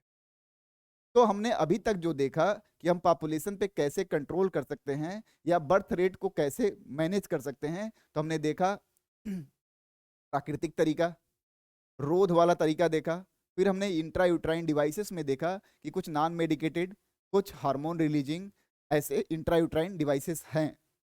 ठीक है, जिसको हम लगा के, और बेसिक सी बात है, शुक्राणु को अंडाणु का संलयन जो होता है यानी जो फर्टिलाइजेशन होता है उसको रोक सकते हैं। इतनी बात समझ में आई? चलिए आगे देखते हैं कि और भी कौन से तरीके हो सकते हैं। तो बहुत सारे ऐसे पिल्स बनाई गई, गोलियां। बेसिकली होती क्या है, पिल्स जो होती हैं या जो इसके हम ओरल पिल्स जो कहते हैं, गोलियां जिसे कहते हैं, महिलाओं के द्वारा खाए जाने वाला एक अन्य गर्भनिरोधक प्रोजेस्टेरॉन अथवा प्रोजेस्टेरॉन और एस्ट्रोजन का संयोजन होता है। बेसिक सी बात है कि कुछ पिल्स होती हैं जो कॉम्बिनेशन से बनाई जाती हैं हार्मोन्स के, प्रोजेस्टेरॉन और एस्ट्रोजन के, जिसको महिलाएं इस्तेमाल करती हैं संलयन को रोकने के लिए, यानी निषेचन को रोकने के लिए। तो इन तरीकों का भी इस्तेमाल करते हैं जिसे हम कॉमनली नॉर्मल भाषा में, बोलचाल की भाषा में पिल्स कहा करते हैं। उसी तरह के एक पिल्स का जिक्र हमने किया था सहेली का, तो कि लखनऊ के CDRI में बनाया गया था सहेली नामक। तो उसी तरह की पिल्स बनाई गई। लेकिन जब भी हम पिल्स बनाते हैं तो एक चीज का ध्यान रखते हैं कि इजीली अवेलेबल हो, कम नुकसान करे, कम नुकसान करे, इजीली अवेलेबल हो, कॉस्ट इफेक्टिव हो और उसका रिजल्ट भी सही हो। इन तमाम पहलुओं के तहत ये पिल्स बनाई जाती है। इन तमाम पहलुओं के तहत ये पिल्स बनाई जाती हैं। क्या पर्पज क्या होता है कि इसमें हार्मोन को कॉम्बिनेशन में रखते हैं, प्रोजेस्टेरॉन और एस्ट्रोजन को, और इनका बस एक ही टारगेट होता है कि जो हमारा शुक्राणु है वो अंडाणु से फ्यूज ना हो पाए, यानी फर्टिलाइजेशन या निषेचन को रोकने का इनका टारगेट होता है। बात समझ में आ रही है? तो पिल्स का इस्तेमाल कर सकते हैं। और भी भैया कौन सा, और भी कौन सा तरीका हो सकता है? तो भैया शल्य क्रिया विधि। शल्य क्रिया विधि लेकिन जो होती है वो आखिरी विधि होती है। आखिरी विधि का मतलब समझ रहे हैं? आखिरी विधि का मतलब समझ रहे हो? आखिरी विधि का मतलब है कि जैसे क्या होता है, कोई लौंडा सुधर ही नहीं रहा, एकदम कोई लौंडा सुधर ही नहीं रहा है, पढ़ ही नहीं रहा है, तो एक ही दिन उठाते हैं और 10 थप्पड़ लगाते हैं उसके पापा, उसके बाद वो पढ़ना चालू कर देता है। इन तमाम मेथड्स का जो इस्तेमाल नहीं करते हैं तो उनके लिए इरिवर्सिबल मेथड है, जिसको यानी दोबारा फिर चाह के भी कुछ नहीं कर सकते दोस्त। तो मेल में अलग और फीमेल में अलग, इसे हम कहते हैं बंध्यकरण, बंधकरण, बधिया बना देना, ठीक है, आपके यूपी वालों की भाषा में। तो होगा क्या, शल्य प्रक्रिया विधियां या बंध्यकरण कह रहे हैं। तो भैया शल्य चिकित्सा की बात कर लें तो सर्जिकली हम इसको अचीव कर सकते हैं, सर्जरी भी करा के। सर्जरी कैसे कराएंगे दोस्त?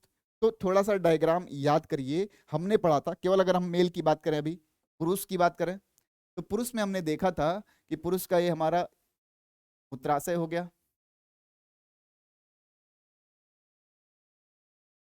पुरुष का मूत्राशय हो गया, और यही मूत्राशय बाद में हमारे मूत्रनाल के थ्रू ऐसा, ऐसी संरचना देखी थी हमने। फिर हमने देखा था कि जो टेस्टिस होता है, यानी जो वृषण होता है, वो इस तरह वृषण कोश में ऐसे रखा रहता था, बस तो याद रखिए, और वृषण कोश में रखा रहता था। और उसके अंदर हमने देखा था, यहाँ पे देखें तो ये वृषण कोश हो गया, ये वृषण हो गया हमारा। हमने ये भी देखा था कि ये वृषण किससे लगा होता है, इस वृषण कोश से अटैच भी होता है गुवर्नाकुलम से। अभी हम ये पिछले अध्याय में पढ़ चुके हैं, पिछले अध्याय में इसको हम पढ़ चुके हैं, तो ये सब चीजें तो हम पढ़ चुके हैं। फिर यहाँ से हमने बाहर निकलते हुए अधिवृषण को देखा था, अधिवृषण को बाहर निकलते हुए देखा था ऐसे, और फिर यही अधिवृषण शुक्रवाहक नलिका बनाती थी ऐसे। इसे वास डिफरेंस कहा करते थे हम लोग, इसे क्या कहते थे, वास डिफरेंस। और ये इसमें टेस्टिस में बनने वाला जो भी शुक्राणु था वो धीरे धीरे रेटिटेस्टिस, यानी जालिका, वासा इफ्रेंसिया यानी शुक्रवाहक नलिका, अधिवृषण के तहत होते हुए शुक्रवाहक नलिका में आती थी या शुक्रवाहिनी में आती थी। और शुक्रवाहिनी यानी वास डिफरेंस से ये यहाँ पे ओपन होती थी। यहाँ पे बहुत सारी सहायक ग्रंथियां भी हमने पढ़ी थी उस चैप्टर में, लेकिन अभी हम केवल शुक्राणु के कॉन्टेक्स्ट में बात कर रहे हैं। तो जो हमारे पास पहला तरीका होता है वो क्या होता है, शुक्रवाहिका उच्छेदन। शुक्रवाहिका उच्छेदन यानी जो शुक्राणु को लेके जा रही है नली, उसी को काट दें, उसी को क्या करें दोस्त, काट दें। चलो काट देते हैं, तो हम धीरे से काट देते हैं, काट दिया, बड़ा ज्यादा काट दिया, चलो थोड़ा से छोटा कर लेते हैं। हमने क्या किया, काट दिया और काट के बांध दिया, काट के क्या किया, बांध दिया। अब बताइए शुक्राणु कहाँ बनता था, कहाँ बनता था, टेस्टिस में। तो भैया जब टेस्टिस से बाहर आएंगे तो इनके तो कोई रास्ता ही नहीं है, और रास्ता ही नहीं है तो यहाँ पहुंच ही नहीं पाएंगे, यहाँ पहुंच नहीं पाएंगे तो यहाँ से बाहर आ नहीं पाएंगे, यहाँ से बाहर नहीं आ पाएंगे तो जो भी सीमेन होगा उसमें शुक्राणु होगा ही नहीं। जो सीमेन होगा उसमें शुक्राणु होगा ही नहीं, और जब शुक्राणु ही नहीं होगा तो अंडाणु से मुलाकात कौन करेगा, और मुलाकात नहीं होगी तो फिर निषेचन नहीं होगा, और निषेचन नहीं होगी तो भ्रूण बनेगा नहीं, पॉपुलेशन पे लो हो गया कंट्रोल। लेकिन अगर हम काट दे के टाइट कर देते हैं तो ऐसा नहीं कि जब जरूरत या मन करेगा तो जोड़ लेंगे इसको, इरिवर्सिबल मेथड होता है, पुरुषों में परफॉर्म किया जाता है। इसको हम क्या कहते हैं, वेसोक्टमी कहते हैं, या शुक्रवाहिका उच्छेदन कहते हैं। इसमें वास्ट डिफरेंस या शुक्रवाहिका जो होती है उसे ही हम कट करके बांध देते हैं। भैया रास्ता ही बंद कर दिया हमने, और रास्ता ही बंद कर दिया तो शुक्राणु पहुंचेगा कैसे, प्राण को ही रोक दिया। यानी सीमेन अगर आता भी है, क्योंकि उसमें तमाम सिक्रेशन मिलती है हमारे इस यूरिनोजेनाइटल ट्रैक्ट में, जैसे सेमाइनल वेसिकल हुआ करता था, सेमाइनल फ्लूइड सिक्रेट करता है, प्रोस्टेट या पुरस्थ ग्रंथि का अपना अलग सिक्रेशन, काउपर्स ग्रंथि या बल्बो यूरेथ्रल ग्लैंड का अपना अलग सिक्रेशन हुआ करता था। लेकिन जब शुक्राणु से हमारा जब सेमाइनल वेसिकल का सिक्रेशन मिलता था तो उसे हम सीमेन कहा करते थे। तो अब सीमेन तो होगा, सीमेन तो होगा क्योंकि सेमाइनल वेसिकल हमारा सिक्रेट तो कर रही होगी, ठीक है, शुक्राशय हमारा अपना रिलीज कर रहा होगा हार्मोन, लेकिन अब उसमें स्पर्म ही नहीं पहुंचा, स्पर्म ही नहीं पहुंचा, तो सीमेन बिना स्पर्म के होगा या बिना शुक्राणु के पाया जाएगा, अगर ये प्रक्रिया हम परफॉर्म करेंगे तो। बात समझ में आ रही है? अब शुक्राणु ही नहीं है तो डेफिनेट सी बात है, कर लिया कंट्रोल हमने, कर लिया कंट्रोल कि नहीं कर लिया। चलिए आगे देखते हैं क्या मेथड हो सकता है भैया। दूसरा है, ये तो मेल के साथ जाती है तो हुई, दूसरा है ट्यूबेक्टोमी। ट्यूबेक्टोमी भी समझ लेते हैं, तो ये फीमेल में परफॉर्म करते हैं हम लोग, परफॉर्म करते हैं फीमेल में। कैसे करते हैं भाई समझ लेते हैं। तो ये फीमेल का हम बना रहे हैं गर्भाशय,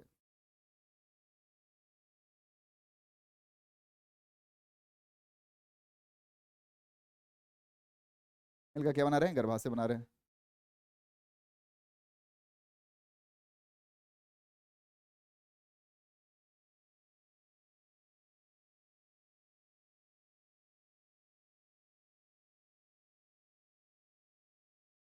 चलिए फीमेल का गर्भाशय बना रहे हैं, और यहाँ हम देखते हैं कि यहाँ ओवरी होती है,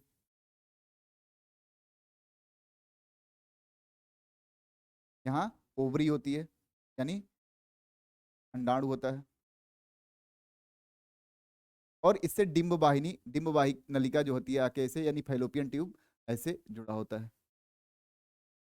जब ओवरी एग रिलीज करती है यानी अंडा रिलीज करती है, तो यही डिंब वाहिक वाहिक नलिया जो होती है, डिंब वाहिनी नलिया जो होती है, नलिका जो होती है, उसे रिसीव करती है उस अंडे को। या ये कहें कि अगर स्पर्म आता होगा, चलिए यहाँ डिंब वाहिनी नलिया को छोड़ दीजिए, नलिका को छोड़ दीजिए, तो स्पर्म अगर इस रास्ते आता होगा तो यही तो रास्ता इख्तियार करता होगा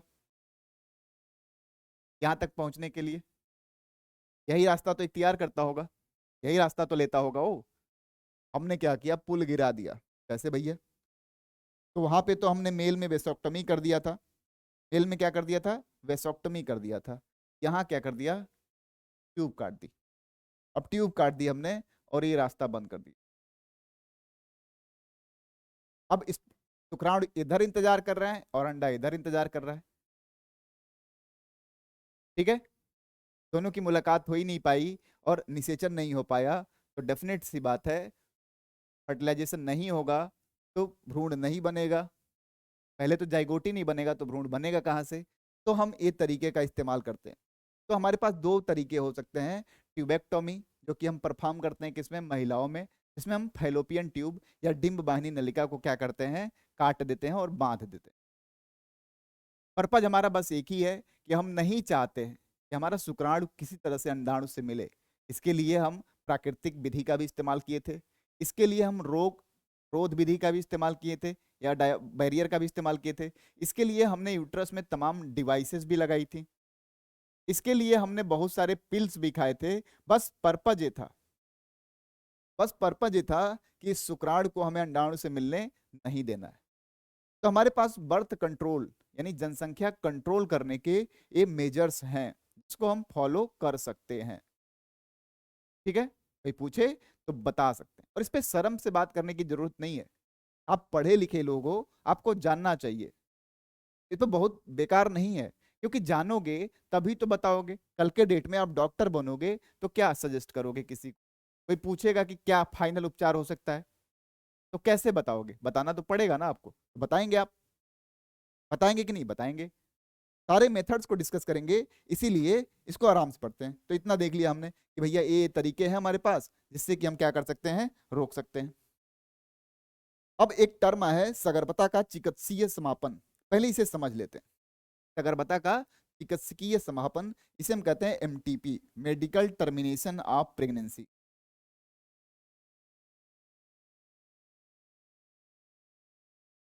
MTP, medical termination of pregnancy. बहुत ध्यान से समझते हैं इस टॉपिक को, सगर्भता का चिकित्सकीय समापन। देखिए क्या है, हमारे समाज में विसंगतियां भी बहुत हैं, हमारे यहाँ टेक्निक्स भी बहुत हैं। एक नाम सुना होगा एमनियोसिंथेसिस, एमनियोसिंथेसिस सुना होगा नाम। और एमनियोसिंथेसिस में क्या होता है, जो एमनियोटिक फ्लूइड लेते हैं उसमें जो क्रोमोसोम का पैटर्न होता है उसको रीड करके हम बता सकते हैं कि जो डेवलप होने वाला भ्रूण है वो बेबी होगा, मेल या फीमेल होगा, मेल होगा या फीमेल होगी। उस एमनियोटिक फ्लूइड से पता करने का जो टेक्निक होता है क्रोमोसोमल पैटर्न को रीड करके, उसे हम बोलते हैं एमनियोसिंथेसिस। बहुत कहानी की बात है, बहुत पते की बात है, समझिएगा। एक टर्म आया मेडिकल टर्मिनेशन ऑफ प्रेगनेंसी। जैसे मान लीजिए कि कोई नहीं चाहता था कि उसके पेट में बेबी पले, चाहे जाने या अनजाने में किसी वजह से अगर निषेचन हो गया या फर्टिलाइजेशन हो गया, तो वो अपने स्वेच्छा से उसे टर्मिनेट करा सकता है, यानी उस जो प्रेगनेंसी है उसे खत्म करा सकता है। लेकिन इसका जो होता है एक ड्यूरेशन होता है, इसका क्या होता है, एक ड्यूरेशन होता है, एक समयावधि होती है। अगर हम टोटल प्रेगनेंसी यानी गैस्ट्रेशन पीरियड को, यानी सगर्भता का जो कॉल है उसको हम बोलें तो 3 पार्ट में डिवाइड करते हैं। पहला तिमासिक, दूसरा तिमाही और तीसरा तिमाही।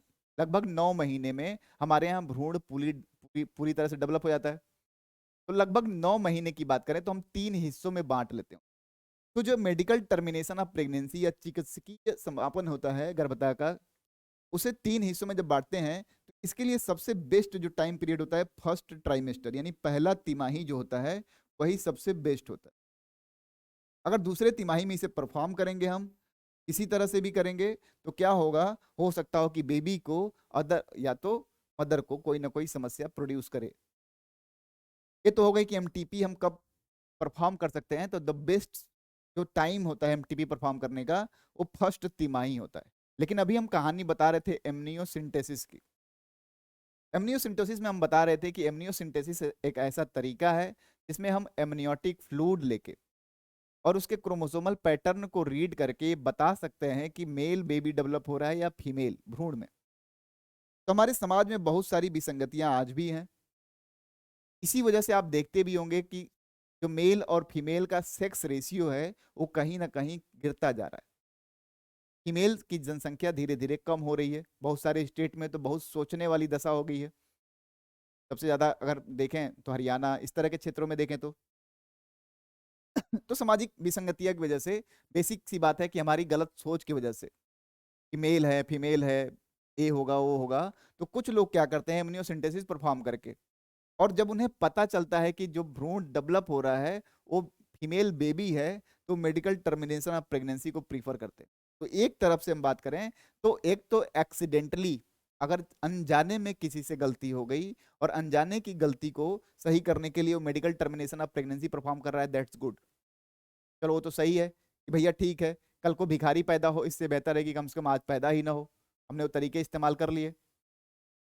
लेकिन लिंग की जांच करा के medical termination of pregnancy is absolutely band in India.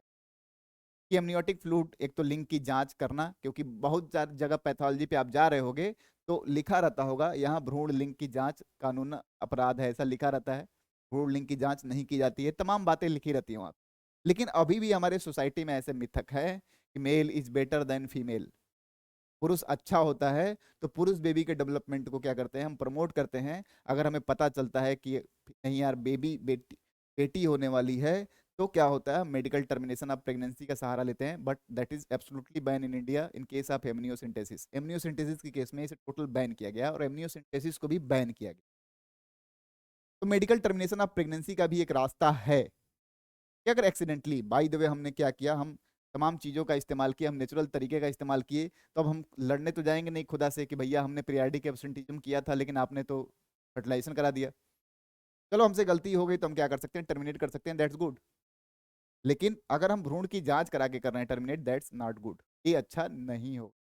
ठीक है, तो मेडिकल टर्मिनेशन एक तरीका हो सकता है इसके तहत फर्टिलाइज्ड एग को भी हम क्या कर सकते हैं, टर्मिनेट कर सकते हैं। एक तो हमारे पास तरीका ये हो गया। फिर आगे की बात कर लें तो हमारे पास है यौन संचारित रोग। इसके बारे में क्यों, क्योंकि हमने जब बोला था कि हम जनन स्वास्थ्य पढ़ने वाले हैं, तो जनन स्वास्थ्य मतलब हमने बताया था कि डिफरेंट पहलुओं के तहत पढ़ने वाले हैं।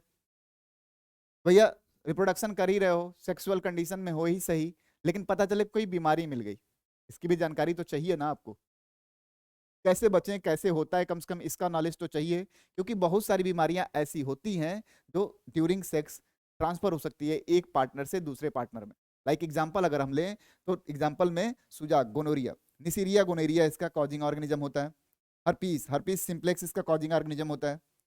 क्लेमीडिया, क्लेमाइडियसिस होती है। Hepatitis, syphilis, Treponema pallidum, genital herpes, Trichomonas, और एचआईवी का नाम सुना ही होगा, एड्स। कुछ बीमारियां ऐसी होती हैं जो सेक्स के दौरान एक पार्टनर से दूसरे पार्टनर में ट्रांसफर हो जाती हैं। कैसे भैया, तो पेरेंटल फ्लूड से, जो फ्लूड होता है उसके थ्रू, जो बॉडी फ्लूड होता है पेरेंटल फ्लूड कहते हैं, उसके थ्रू ट्रांसफर हो जाती है एक पार्टनर से दूसरे पार्टनर में। तो डेफिनेट सी बात है, अगर हमें किसी बीमारी के बारे में पता, अगर हमें पता है दोस्त कि मच्छर के काटने से मलेरिया होता है, तो क्या मैं मलेरिया होने का इंतजार करूंगा या मच्छर के काटने का? भैया उसको सूतने की व्यवस्था करूंगा ना पहले, कि मच्छर ही ना काटे हमें। तो अगर हमें बीमारी के बारे में पता है, हम बीमारी से बच सकते हैं। हमें बीमारी के बारे में पता है तो हम बीमारी से बच सकते हैं। होने के बाद कैसे बचोगे? तो हमें पता है कि मच्छर बहुत हैं, तो हम कहते हैं मच्छरदानी लगा लो, भैया ना मच्छर काटेगा ना मलेरिया होगा। वैसे ही अगर हमें पता है कि सेक्स के दौरान इतनी सारी बीमारियां ट्रांसफर हो सकती हैं, तो ट्रांसफर हो सकती है तो इसका प्रिकॉशन तो हम ही रखेंगे ना, इसका प्रिकॉशन रखेंगे। तो अवेयरनेस चाहिए। क्या बात है, कहने की मतलब यह है कि अगर किसी चीज के बारे में, किसी बीमारी के बारे में आपको पता होता है, तो आपके बचने के चांसेस ज्यादा होते हैं। क्यों? क्योंकि आप उस बीमारी से जल्दी एक्सपोज ही नहीं होते। अभी देखो सब लोग मास्क लगाए घूम रहे थे, कोरोना हुआ था तो जिस सबको पता चल गया था कि नहीं भैया मास्क नहीं लगाएंगे बीमार हो जाएंगे, तो लगभग सबने साथ दिया इसमें। और जब लगभग सबने साथ दिया तो हम विजय भी पाए इस पे। तो जानकारी ही बचाव है, जानकारी ही बचाव है। तो कम से कम इन जानकारियों को अपने भाई दोस्तों या कम पढ़े लिखे लोग या सोसाइटी में कैसे पहुंचाएंगे कि भैया ठीक है, चार प्रोड्यूस कर लिए अच्छी बात है, लेकिन प्रोड्यूस करने के दौरान ये बीमारियां भी मिल सकती हैं आपको, तो कम से कम वो बचने का प्रयास तो करेगा। ठीक है, तो ये हमारे पास बीमारियां हैं जो सेक्सुअली ट्रांसमिट होती हैं ड्यूरिंग सेक्स एक पार्टनर से दूसरे पार्टनर में। तो कोई भी रोग या संक्रमण जो मैथुन द्वारा संचारित होते हैं उन्हें सामूहिक तौर पर यौन संचारित रोग या एसटीडी कहते हैं, सेक्सुअली ट्रांसमिटेड डिजीज कहते हैं। इसे हम वेनेरल डिजीज या रति रोग भी कहते हैं, जो जनन मार्ग के संक्रमण से हो जाता है। तो अगर हमें जानकारी रहेगी तो डेफिनेट सी बात है हम उससे बच सकते हैं। बात समझ में आई? चलिए और देखते हैं क्या है। वंध्यता, चलिए इसकी बात कर लें। बहुत ही अच्छा टॉपिक है और समझ लेंगे थोड़ा सा हम लोग वंध्यता क्या होता है, वंध्यता होती क्या है, इस बात को समझ लें। ठीक है, क्योंकि अगर वंध्यता पे बात नहीं करेंगे तो डेफिनेट सी बात है और सही बात है कि ये पूरा चैप्टर बेकार है। क्यों? क्योंकि हम रिप्रोडक्शन के हर पहलू पे बात करने वाले थे कि हम कैसे जनसंख्या को बचाएं, हम कैसे कम कर सकते हैं, हम क्या क्या तरीके इस्तेमाल कर सकते हैं। तो हम उन लोगों का भी तो साथ देंगे यार जिनके यहाँ कोई हम दो हमारे दो का हमने स्लोगन दिया, लेकिन हम दो और हमारे एक भी नहीं, इस स्लोगन को भी तो फुलफिल कराना है हमें। यानी अगर हम दो हमारे दो, हम दो हमारे दो हम करा रहे हैं, तो हमें उनका भी तो ध्यान रखना है जो किसी ना किसी वजह से प्रोड्यूस ही नहीं कर पा रहे हैं बेबी। उसे ही कहते हैं बंध्यता। यानी दो कपुल जब कैपेबल नहीं होते हैं कि वो बेबी प्रोड्यूस कर पाए, उसी को हम बोलते हैं बंध्यता। ये भी तो एक सामाजिक समस्या हुई ना। तो हम कैसे इनको असिस्ट कर सकते हैं, कैसे इनका हेल्प कर सकते हैं? तो बंध्यता की बात करें तो पहले इसके कुछ चीजों को समझ लेते हैं सामाजिक तौर पे। क्या समझ ले भैया? तो कोई भी चीज, कोई भी बेबी अगर प्रोड्यूस होता है, चाहे वो मेल हो या फीमेल हो, तो दो लोगों की जरूरत पड़ती है, क्योंकि हमारे यहाँ जो जनन का तरीका होता है वो लैंगिक जनन होता है। लैंगिक जनन होता है। और यही तरीके से हम क्या करते हैं, प्राणी हमारे यहाँ ह्यूमन में ऐसे रिप्रोड्यूस करते हैं, यानी जनन करते हैं और प्राणी बनता है नया। तो मेल यानी जो नर होता है वो यहाँ पे हम देखते हैं क्या बनाता है, शुक्राणु। बहुत ध्यान से देखिएगा, क्या बनाता है, शुक्राणु। और जो फीमेल होती है वो क्या बनाती है, अंडा।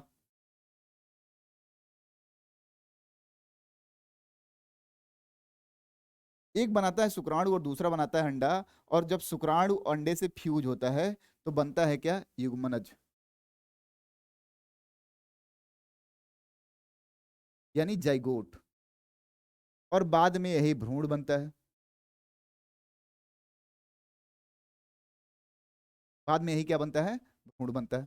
इतनी बात समझ में आ रही है, इतनी बात समझ में आ रही है, बाद में यही क्या बनेगा, भ्रूण बनेगा। शुक्राणु हो गया, अंडाणु हो गया, मिलेंगे युग्मनज बनेगा, फिर यही भ्रूण बनेगा। बहुत ध्यान से देखिएगा, हम बात कर रहे हैं किसकी, बंध्यता की। तो क्या एक भ्रूण बनने में, ये डायग्राम या एक बात देख के नहीं लग रहा है कि दोनों इक्वली यानी म्यूचुअली दोनों 50-50% रिस्पॉन्सिबल हैं, यानी मेल भी और फीमेल भी इस बात के लिए जिम्मेदार हैं। लेकिन हमारे यहाँ सामाजिक कुरीतियां हैं, अगर किसी कपल को बेबी नहीं हो रहा है तो बार बार फीमेल को ही कोसा जाता है। लेकिन ये जान जाइए कि अगर कोई कपल इस काबिल नहीं है या कोई समस्या होने की वजह से बेबी नहीं हो रहा है तो उसके लिए जिम्मेदार दोनों हो सकते हैं, मेल भी हो सकता है और फीमेल भी हो सकती है। कैसे भैया, तो सिंपल सी बात है, इस युग्मनज के फॉर्मेशन में यानी जाइगोट के बनने में दो लोगों का होना जरूरी है और दो लोगों का स्वस्थ होना जरूरी है। यानी जो शुक्राणु आ रहा है उसे भी सही होना पड़ेगा और जो अंडाणु आ रहा है उसे भी तो सही होना पड़ेगा। यानी हेल्दी शुक्राणु भी होना चाहिए और हेल्दी अंडाणु भी होना चाहिए। ऐसा भी हो सकता है कि शुक्राणु या अंडाणु हेल्दी ना हो जिसकी वजह से फर्टिलाइजेशन या निषेचन की प्रक्रिया नहीं हो पा रही हो, नहीं हो पा रही हो, तो बंध्यता। तो दोनों जिम्मेदार होते हैं अगर ऐसी कंडीशन है तो हमारा बनता है, हमारा बनता है क्या, हमारा हक बनता है। अगर हम जनन स्वास्थ्य पे बात कर रहे हैं तो अगर स्वास्थ्य नहीं है तभी तो बंधे हैं, ठीक है। तो हमारा बनता है को हेल्प करने का। तो हेल्प कैसे कर सकते हैं, हमारे पास दो डायमेंशन है, या तो इनके यहाँ शुक्राणु नहीं बन रहा होगा सही, या तो इनके यहाँ अंडा नहीं बन रहा होगा सही, क्योंकि दो लोग के पार्टिसिपेशन से ही युग्मनज या भ्रूण बनेगा। तो जब शुक्राणु सही नहीं बन रहा होगा या कोई भी कंडीशन हो सकती है, देख लेते हैं क्या क्या चीजें पॉसिबल है। देखिए, चलिए समझ लेते हैं इसे। चलिए एक स्लाइड ले लेते हैं। हमने बताया कि चलिए यहाँ मेल रिप्रोडक्टिव ट्रैक बना लेते हैं, मेल रिप्रोडक्टिव ट्रैक बना लेते हैं, छोटा सा बना लेते हैं,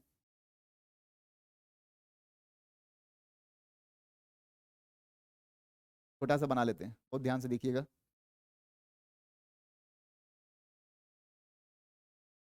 मेल रिप्रोडक्टिव ट्रैक बना लेते हैं, या फीमेल रिप्रोडक्टिव ट्रैक भी बना लेते हैं।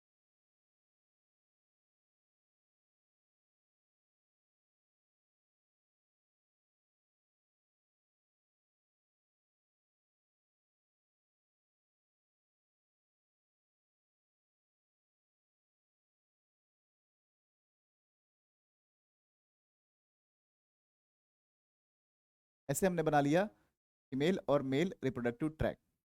बहुत ध्यान से समझिएगा, हमने दोनों ट्रैक बना लिए। डेफिनेट सी बात है, यहाँ टेस्टिस या वृषण में बनता होगा हमारा स्पर्म, और यहाँ से बनने के बाद हेल्दी स्पर्म बनने के बाद ऐसी कंडीशन के थ्रू ऐसे पहुँचता होगा ये, फिर हमारे यहाँ से निकलते हुए ये पहुँचता होगा फीमेल के यहाँ। बहुत ध्यान से समझिएगा, सबसे पहली बात यह है कि जो टेस्टिस में स्पर्म या शुक्राणु बन रहा है वो हेल्दी बने, हेल्दी बने। दूसरी बात, चलो हेल्दी बन भी गया तो यहां से यहां तक पहुंचने के लिए उसे एक सही इन्वायरमेंट मिलना, उसे एक सही इन्वायरमेंट मिलना मेल के अंदर ही। क्योंकि आपने पढ़ा होगा कि जो हमारा पुरस्थ ग्रंथि होता है, प्रोस्टेट ग्लैंड होता है, वो एल्कलाइन सिक्रीशन ऐड करता है, क्षारीय सिक्रीशन ऐड करता है सीमेन में। कि हमारा क्यों, क्योंकि ये जो मूत्र मार्ग है इसका जो पीएच होता है वो अम्लीय होता है, और उस पीएच पे या उस अम्लीय पीएच पे स्पर्म सर्वाइव नहीं करेगा। तो मान लीजिए किसी का प्रोस्टेट ग्लैंड ही जवानी में खराब हो गया, तब तो एसिडिक मीडिया से उसका स्पर्म गुजरेगा, समस्या तो क्रिएट करेगा ना, जिंदा कहाँ बचेगा बेचारा। ऐसा भी हो सकता है कि नहीं। चलो यहां से सही सलामत निकल भी गया, तो ये रास्ता भी तो सही होना चाहिए यहां तक पहुंचने का। दो लोग यहां भी, यानी खुद मेल इटसेल्फ और खुद फीमेल इटसेल्फ रिस्पॉन्सिबल है कि अगर यहाँ हेल्दी, एक तो पहली कंडीशन कि हेल्दी स्पर्म ही ना बना हो, हेल्दी शुक्राणु ना बना हो। दूसरी कंडीशन है कि शुक्राणु सही बन भी गया हो तो जो उसके जाने का रास्ता है वही सही ना हो। ये भी तो हो सकता है कि वहां तक बेचारा पहुंच ही ना पाए किसी न किसी वजह से। दूसरी कंडीशन, या तो फीमेल एग ही सही ना रिलीज कर रही हो, ये भी तो हो सकता है, या एग रिलीज कर भी रही हो तो ऐसी कंडीशन हमारे जो गर्भाशय है उसमें ना हो कि फर्टिलाइजेशन के बाद उस बेबी को डेवलप कर सके, ये भी तो हो सकता है। यानी दोनों इक्वली या म्यूचुअली रिस्पॉन्सिबल हैं इस बंध्यता के लिए। तो हमारा हक बनता है कि सही चीज जान के कि आखिर में किस वजह से एक कपुल जो है वो बेबी प्रोड्यूस नहीं कर पा रहा है, इस चीज की सही जानकारी पाना और उनका रिप्रोडक्टिवली हेल्दी करना, यानी उनको बेबी को बर्थ देना। और हमारे पास अलग अलग तरीके हैं। इस मेथड को हम बोलते हैं assisted reproductive technology. Assisted reproductive technology या सहायक जनन प्रौद्योगिकी। असिस्टेड रिप्रोडक्टिव टेक्नोलॉजी कहते हैं जिसमें हम ऐसे कपल्स का हेल्प करते हैं जो काबिल नहीं है, जो किसी वजह से किसी बेबी को प्रोड्यूस नहीं कर पा रहे। तो हम इन तमाम चीज़ों का इस्तेमाल करके, एआरटी टेक्निक का इस्तेमाल करके, असिस्टेड रिप्रोडक्टिव टेक्नोलॉजी यानी सहायक जनन प्रौद्योगिकी का इस्तेमाल करके हम उनकी मदद कर सकते हैं। तो भैया अब दो बातें आई कि सहायक जनन प्रौद्योगिकी क्या है। हमने बताया था, कहानी तो आपने शायद ध्यान दिया नहीं होगा। हमने बताया था चार बातें जरूर याद रखिएगा। पहली बात, शुक्राणु का हेल्दी होना जरूरी है। दूसरी बात, शुक्राणु जब अंडाणु तक पहुंचे तो मीडिया सही होना चाहिए। तीसरी बात, अंडे को भी तो सही होना पड़ेगा। और चौथी बात, गर्भाशय के अंदर की कंडीशन भी तो सही होनी चाहिए। यानी चार बातों को ध्यान में रखिएगा। तो चार ही मेजर वजह हो सकती है जिसकी वजह से कोई जो हमारा कपुल है वो बेबी प्रोड्यूस नहीं कर पा रहा होगा। इन चार चीजों में ही कोई फॉल्ट होगा। तो इनका हम मदद कैसे कर सकते हैं। तो मान लीजिए हमने पहचान लिया, चलो हमने देखा कि जो मेल है वही हेल्दी शुक्राणु नहीं बना रहा है, वही हेल्दी शुक्राणु नहीं बना रहा है, तो हम क्या कर सकते हैं, उसके पास ऑप्शन क्या है। तो ऑप्शन ये है भाई कि कोई डोनर से हम शुक्राणु लेंगे और फीमेल की योनि मार्ग में डालेंगे और फर्टिलाइज कराएंगे। एक तो ऑप्शन ये हो सकता है। चलो हमने देखा कि चलो शुक्राणु बेचारे का सही है, शुक्राणु सही है, रास्ता नहीं साथ दे रहा है, तो हम क्या करेंगे, शुक्राणु लेंगे उसका, फीमेल से अंडाणु लेंगे और हम फर्टिलाइज कराएंगे। तो जब भी हम बात करते हैं एआरटी टेक्निक की, तो हमारे पास दो तरीके के टेक्निक्स होते हैं। पहले उसको समझ लेंगे, जो जो बहुत ध्यान से समझेंगे क्योंकि यहीं से खेल होता है आपका। एक टर्म हम इस्तेमाल करेंगे इन विट्रो, इन विट्रो, और एक टर्म हम इस्तेमाल करेंगे इन वीवो। पहले इन दोनों शब्द में अंतर समझ लीजिए कि इन विट्रो क्या होता है और इन वीवो क्या होता है। जब समझ लेंगे तो थोड़ा सा आपको आंसर देने में आसानी या सुविधा महसूस होने लगेगी। क्या भैया, तो इन विट्रो क्या होता है और इन वीवो क्या होता है। सिंपल सी बात समझ लीजिए कि हमने बताया था कि निषेचन का जो नेचुरल प्लेस है, यानी प्राकृतिक जो जगह होता है, वो क्या होता है, एम्पुला होता है, यानी फैलोपियन ट्यूब होता है, यानी डिंब वाहिनी नलिका होती है। डिंब वाहिनी नलिका होती है। अगर निषेचन, हम चाहे स्पर्म कहीं से लिए हों या ओवा कहीं से लिए हों, लेकिन निषेचन अगर हम करा रहे हैं डिंब वाहिनी नलिका में, यानी नेचुरल प्लेस पे उसके करा रहे हैं, तो उसे हम बोलेंगे इन वीवो फर्टिलाइजेशन। बहुत ध्यान से समझिएगा। लेकिन अगर किसी चीज को हम नेचुरल से अलग करा रहे हैं, जहां होना चाहिए वहां से दूर, लेकिन नेचुरल कंडीशंस बना के, जैसे हमने क्या किया, शेर को जंगल से उठाया और चिड़ियाघर में रख दिया, तो क्या है, इन विट्रो, इन विट्रो है। लेकिन शेर को जंगल में ही रहना इन वीवो है। तो नेचुरल प्लेस पे जब कोई इवेंट हो तो हम बोलेंगे इन वीवो, और नेचुरल प्लेस पे ना हो रहा हो तो हम बोलेंगे उसे इन विट्रो। दोनों टर्म्स का जरूर ध्यान रखिएगा। इन वीवो और इन विट्रो आपको एग्जाम में कंफ्यूज बहुत करता है, क्योंकि टेक्निक्स ही यही पूछे जाते हैं आपसे कि कौन सा टेक्निक इन विट्रो फर्टिलाइजेशन का मेथड है या कौन सा इन वीवो का मेथड है। यही तो क्वेश्चन आपसे पूछे जाते हैं बार बार। तो हम जानेंगे कि इन विट्रो क्या होता है और इन वीवो क्या होता है। तो भैया इन विट्रो देख लें कौन कौन से मेथड हैं। तो चार बातें हमारी वो जरूर याद रखिएगा कि कौन कौन सी वो समस्याएं हैं, कौन कौन सी समस्याएं हैं जिसकी वजह से कोई कपल बंध्य रह सकता है, यानी इनफर्टाइल हो सकता है। शुक्राणु का ना सही होना, शुक्राणु अगर सही हो तो मीडिया का ना सही होना, अंडाणु का ना सही होना, और अंडाणु सही हो तो गर्भाशय के अंदर का मीडिया का ना सही होना। लगभग ये चार बातें तो आप समझ ही सकते हैं। तो हम कराते हैं क्या, आईवीएफ, इन विट्रो फर्टिलाइजेशन, शरीर के बाहर लगभग शरीर के भीतर जैसी स्थितियों में निषेचन, इसे ही हम बोलते हैं क्या, पात्रे निषेचन या इन विट्रो फर्टिलाइजेशन। देखिए यहां लिखा हुआ है, हमने इन वीवो को बताया था नेचुरल, और इन विट्रो को बताया था जो बाहर हो लेकिन नेचुरल तरीके से। ये बात हो गई। तो हमारे पास ये इन विट्रो मेथड है, असिस्टेड रिप्रोडक्टिव टेक्नोलॉजी में बहुत सारे इन विट्रो मेथड्स हैं जिसमें हम बंध्य कपुल को हम बेबी प्रोड्यूस करा सकते हैं। तो पहला है हमारा intra uterine transfer, IUT, intra uterine transfer या आईयूडी, टेस्ट ट्यूब बेबी नाम सुना होगा, इंट्रा यूट्राइन ट्रांसफर। तो क्या करते हैं भैया, इसके डिफरेंट मेथड्स हैं, थोड़ा समझ लेते हैं। इंट्रा यूट्राइन ट्रांसफर का मतलब समझ लेते हैं कौन कौन सा है इसमें मेथड, ये समझ लेते हैं पहले। अब इंट्रा यूट्राइन ट्रांसफर की जब बात करते हैं, आईयूटी की बात करते हैं, तो क्या इंट्रा यूट्राइन हम क्या ट्रांसफर कर रहे हैं, हम किसी मेल से, डोनर से स्पर्म लेके यूट्रस में ट्रांसफर कर रहे हैं, या हम अंडे को बाहर निकाले थे, स्पर्म लिए थे, टेस्ट ट्यूब में फ्यूज कराए थे, और जब बेबी, जब जाइगोट बन गया और सर्टेन सेल स्टेज पे पहुंच गया, तब हम उसको ट्रांसफर कर रहे हैं। तो ये दो मेथड हमारे पास हो गए। नाम सुना होगा आपने, गिफ्ट और जिफ्ट, नाम सुना होगा, गिफ्ट और गिफ्ट। बहुत आराम से समझिएगा, नाम तो सुना ही होगा इनका, गिफ्ट और जिफ्ट। गिफ्ट को बोलते हैं गैमीट इंट्राफेलोपियन ट्रांसफर। गैमीट मतलब होता ही है युग्मक, गैमीट मतलब होता ही है युग्मक। ध्यान दीजिएगा, हमने बताया था दो पहलू होते हैं, एक मेल और एक फीमेल। मान लीजिए मेल स्पर्म या शुक्राणु हेल्दी नहीं बना रहा है, तो हम किसी डोनर से शुक्राणु लें और उसे ट्रांसफर करें किसमें, गर्भाशय में। फर्टिलाइजेशन अपने नेचुरल जगह पे ही हो, कहाँ पे, फैलोपियन ट्यूब में या डिंब वाहिनी नलिका में। हमने केवल क्या किया है, ट्रांसफर किया है, या तो अंडा, अगर अंडा खराब होगा तो अंडा, या अगर शुक्राणु खराब होगा तो शुक्राणु। लेकिन फर्टिलाइजेशन अपने क्या हुआ, नेचुरल प्लेस पे ही हुआ, तो इसे हम कहते हैं गिफ्ट, गैमीट इंट्राफैलोपियन ट्रांसफर। तो मेथड क्या हो जाएगा भैया, तो इन वीवो हो जाएगा, क्योंकि हमने तो फर्टिलाइजेशन तो नॉर्मल जगह पे कराई, कराई कि नहीं, कोई समस्या, कोई भी समस्या बोलिए। दूसरा हम पढ़ रहे हैं जाइगोट इंट्राफैलोपियन ट्रांसफर। जाइगोट इंट्राफैलोपियन ट्रांसफर में होता क्या है कि हम मेल से स्पर्म लेंगे और फीमेल से क्या लेंगे, अंडा लेंगे, और टेस्ट ट्यूब में यानी नेचुरल कंडीशन में क्रिएट कराएंगे, और यहाँ पे फर्टिलाइज कराए होंगे, फर्टिलाइज कराएंगे, और जब 4 से 8 सेल स्टेज तक पहुंचेगा, तो फिर हम फीमेल के फैलोपियन ट्यूब में ट्रांसफर करेंगे, इसे फैलोपियन ट्यूब में ट्रांसफर करेंगे, यानी डिंब वाहिनी नलिका में ट्रांसफर करेंगे।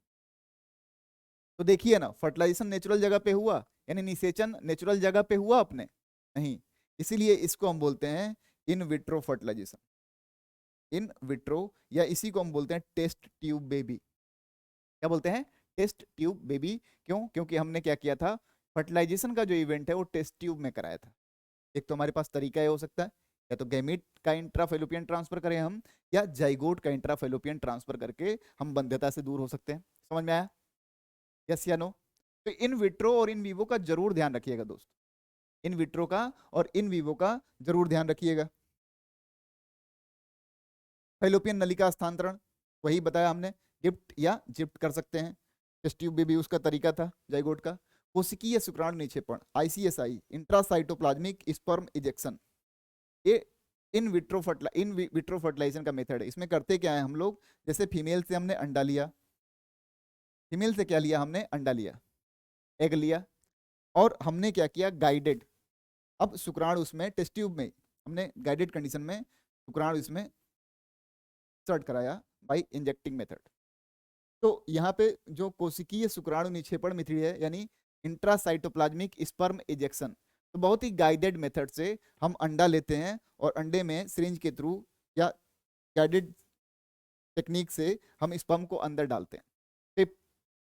डेफिनेट सी बात है, हमारे तरीके से ही लग रहा होगा कि ये फेलोपियन ट्यूब तक पहुंच के तो करना पॉसिबल नहीं है, तो हम एग को बाहर निकालते हैं, अंडे को बाहर निकालते हैं, और अंडे को बाहर निकालने के बाद उसमें गाइडेड तरीके से स्पर्म इंजेक्ट करते हैं। इस मेथड को हम बोलते हैं आईसीएसआई, इंट्रासाइटोप्लाज्मिक स्पर्म इंजेक्शन। लेकिन फर्टिलाइजेशन यानी अंडे का और शुक्राणु का मुलाकात कहाँ हुआ? टेस्ट ट्यूब में, इसलिए ये भी मेथड होता है इन विट्रो फर्टिलाइजेशन का। ठीक है, इन विट्रो।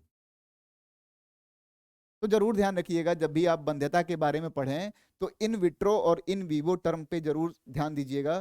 क्यों? क्योंकि आपके एग्जामिनेशन में जो क्वेश्चन पूछे जाते हैं वो आपसे तुरंत इन्हीं लहजे में गलत करा लिए जाते हैं। क्यों? क्योंकि आप इन विट्रो इन विवो सीखते ही रह जाते हो। ध्यान रखियो, ये इन विवो जब हम बोल रहे हैं मीन्स नेचुरल प्लेस पे यानी प्राकृतिक जगह पे जब वो काम हो रहा है, और अगर हम इन विट्रो बोल रहे हैं इसका बस एक ही मतलब है कि प्राकृतिक जगह पे नहीं हो रहा है लेकिन प्राकृतिक कंडीशंस बनाए हुए हैं, यानी नेचुरल जगह पे नहीं हो रहा है जहां होना चाहिए इवेंट, लेकिन नेचुरल कंडीशन हमने दिया हुआ है उसको। टेस्ट ट्यूब में ही बेबी बना रहे हैं हम, लेकिन टेस्ट ट्यूब में बना रहे हैं तो हमने यूट्रस जैसी ही कंडीशन टेस्ट ट्यूब में बनाई है। बात समझ में आ रहा है? तब हम उसे बोलेंगे क्या? In vitro.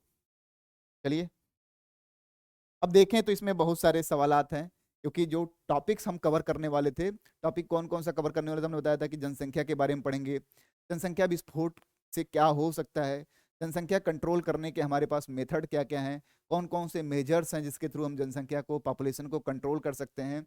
इन तमाम चीज़ों का जिक्र किया हमने, इन तमाम चीज़ों का जिक्र किया, और जिक्र करने के बाद हमने देखा, अब इन्हीं सब तमाम चीज़ों के जिक्र के बाद बहुत सारे क्वेश्चंस हैं। आई थिंक हम लोगों ने एनसीईआरटी तो पूरा कवर कर लिया, एनसीईआरटी किया है, पूरा कवर कर लिया। अभी जो क्वेश्चन हम देखेंगे स्क्रीन पे, इसे सॉल्व आपको ही करना है, हम नहीं सॉल्व करने वाले, हम नहीं बताने वाले कि इसका क होगा, ख होगा, ग होगा, घ होगा। क्यों? क्योंकि आपने पढ़ा है तो आपको अटेम्प्ट करना होगा, क्योंकि हम ही पहले बोल देंगे तो आप लगाएंगे नहीं, दिमाग भी नहीं लगाएंगे। ठीक है, अगर नहीं भी लगा पाते हैं तो आप डालेंगे तो हम उसका आंसर तो बताएंगे ही बाद में। ठीक है, लेकिन देखें अगर क्या क्या सवाल हो सकते हैं, कैसे बन सकते हैं। तो भैया निम्नलिखित में से कौन सा पुरुष द्वारा उपयोग किए जाने वाला जल नियंत्रक उपकरण है? तो पता है, कॉपर टी डायाफ्राम कंडोम, मौखिक गोली। आंसर आ गया होगा आपको कि पुरुष कौन सा इस्तेमाल करता है। आगे बढ़ेंगे, बता दे आंसर। चलिए कंडोम, आगे नहीं बताएंगे अब। नेक्स्ट, किस प्रकार का प्रजनन होता है जब शुक्राणु और अंडाणु के फ्यूज होने पर युग्मनज बनता है? तो भैया शुक्राणु और अंडाणु का फ्यूजन कैसे होता है? लैंगिक जनन में ही तो होता है। चलो बता ही दे रहे हैं। ऐसे ऐसे सवाल आपके यहाँ लघुत्तरी में पूछे गए, या जिसे बोलते हैं निम्नलिखित में से कौन सा कथन सही है? ठीक है, एमएमआर प्रति 10,000 जीवित जन्मों में मातृ मृत्यु की वार्षिक संख्या। एमएमआर मतलब क्या होता है? Maternal mortality rate, maternal mortality rate, यानी दूसरा आईएमआर इन्फेंट मोर्टिलिटी रेट, प्रति 10,000 जीवित जन्मों में एक वर्ष में कम उम्र के बच्चों की मृत्यु की संख्या। इसमें से देख के आपको बताना है कौन सा सही है। एमएमआर आईएमआर पूछा गया है, डिफाइन भी किया हमने। निम्न में से कौन सा यौन संचारित रोग नहीं है? सुजाक, उपदंश, क्षय रोग, एड्स। ठीक है, ये भी हमने देखा। क्षय रोग किसको कहते हैं? टीबी को बोलते हैं, नहीं है। लेकिन कौन सी विधि गर्भ निरोधक विधि नहीं है? हार्मोनल विधि, बैरियर विधि, प्राकृतिक विधि और एमटीपी। तो मेडिकल टर्मिनेशन ऑफ प्रेगनेंसी जो है गर्भ निरोधक विधि तो नहीं है। अगला, कौन सी गर्भ निरोधक विधि अंडोत्सर्ग रोकती है? अवरोध, शल्यक, प्राकृतिक, हार्मोनल। तो कौन सी विधि है भाई? तो हार्मोनल जो होते हैं हमारे यहाँ, हार्मोनल जो होते हैं, हार्मोन्स इम्बैलेंस करके वो अंडोत्सर्ग। आपने देखा होगा कि जो भी हार्मोन्स होती हैं उसके लिए, हार्मोन कौन सी रिस्पॉन्सिबल होती है अंडोत्सर्ग के लिए? तो आपने एफएसएच पढ़ा होगा, फॉलिकुलर स्टिमुलेटिंग हार्मोन, जो फॉलिकल्स को ग्रो कराता है यानी पुटिका को ग्रो कराता है।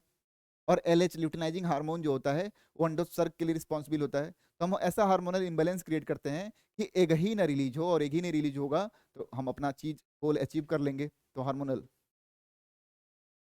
निम्नलिखित में से कौन सा परिवार नियोजन का एक प्राकृतिक तरीका है? बीबीटी, गर्भाशय ग्रीवा श्लेष्मक अनुरेखण परिवर्तन। गर्भाशय ग्रीवा श्लेष्मक में बीबीटी का अनुरेखण परिवर्तन, ये है। ये तमाम चीजें निम्नलिखित में से कौन सा एक सहायक प्रजनन तकनीक है? गिफ्ट, गिफ्ट, कृत्रिम गर्भाधान, उपरोक्त सभी, ये सारी बातें हमने जिक्र की ही अभी। गिफ्ट क्या होता है, जाइगोट इंट्राफेलोपियन ट्रांसफर। गिफ्ट क्या होता है, गैमेट इंट्राफेलोपियन ट्रांसफर।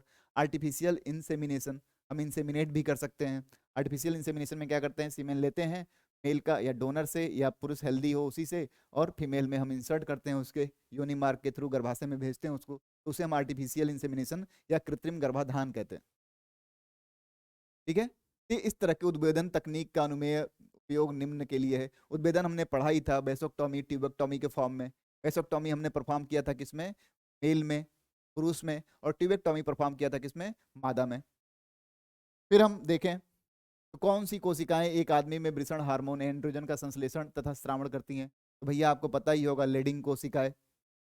ये सब सवाल हम पढ़ चुके हैं ऑलरेडी। तो आप बताइएगा, स्तन श्रवण हार्मोन कौन सा है, ऑक्सीटोसिन नाम पता होगा, दूध दूध के स्वरण के लिए। महिलाओं में यौन की शुरुआत के लिए कौन सा अंतःस्राव जिम्मेदार है, तो भैया यौवन की शुरुआत के लिए पुट्टक उद्दीपक अंतःस्रावण यानी फॉलिकुलर स्टिमुलेटिंग हार्मोन। तो ऐसे बहुत सारे सवाल सवाल हैं जो आप करेंगे, और भी हम जो प्रैक्टिस सीट है उसके तहत बहुत सारे क्वेश्चंस हम लोग सॉल्व करेंगे। प्रैक्टिस सीट के थ्रू हम जो सॉल्व करेंगे उसमें बहुविकल्पीय क्वेश्चन भी होंगे, प्लस लघुत्तरी भी होंगे, दीर्घोत्तरी भी होंगे, ट्रू फॉल्स भी होंगे। तमाम चीजों, ट्रू फॉल्स, लघुत्तरी, दीर्घोत्तरी, बहुविकल्पी, इन चीजों का जिक्र करेंगे, और सारे इंपॉर्टेंट क्वेश्चन रहेंगे। आप लेक्चर को ध्यान से देखिए, ध्यान से अटेंड करिए। हम पूरे फिजिक्स वाला की तरफ से आपको हार्दिक शुभकामनाएं, और मस्त रहिए, स्वस्थ रहिए, और पढ़ते रहिए, मुस्कुराते रहिए। धन्यवाद।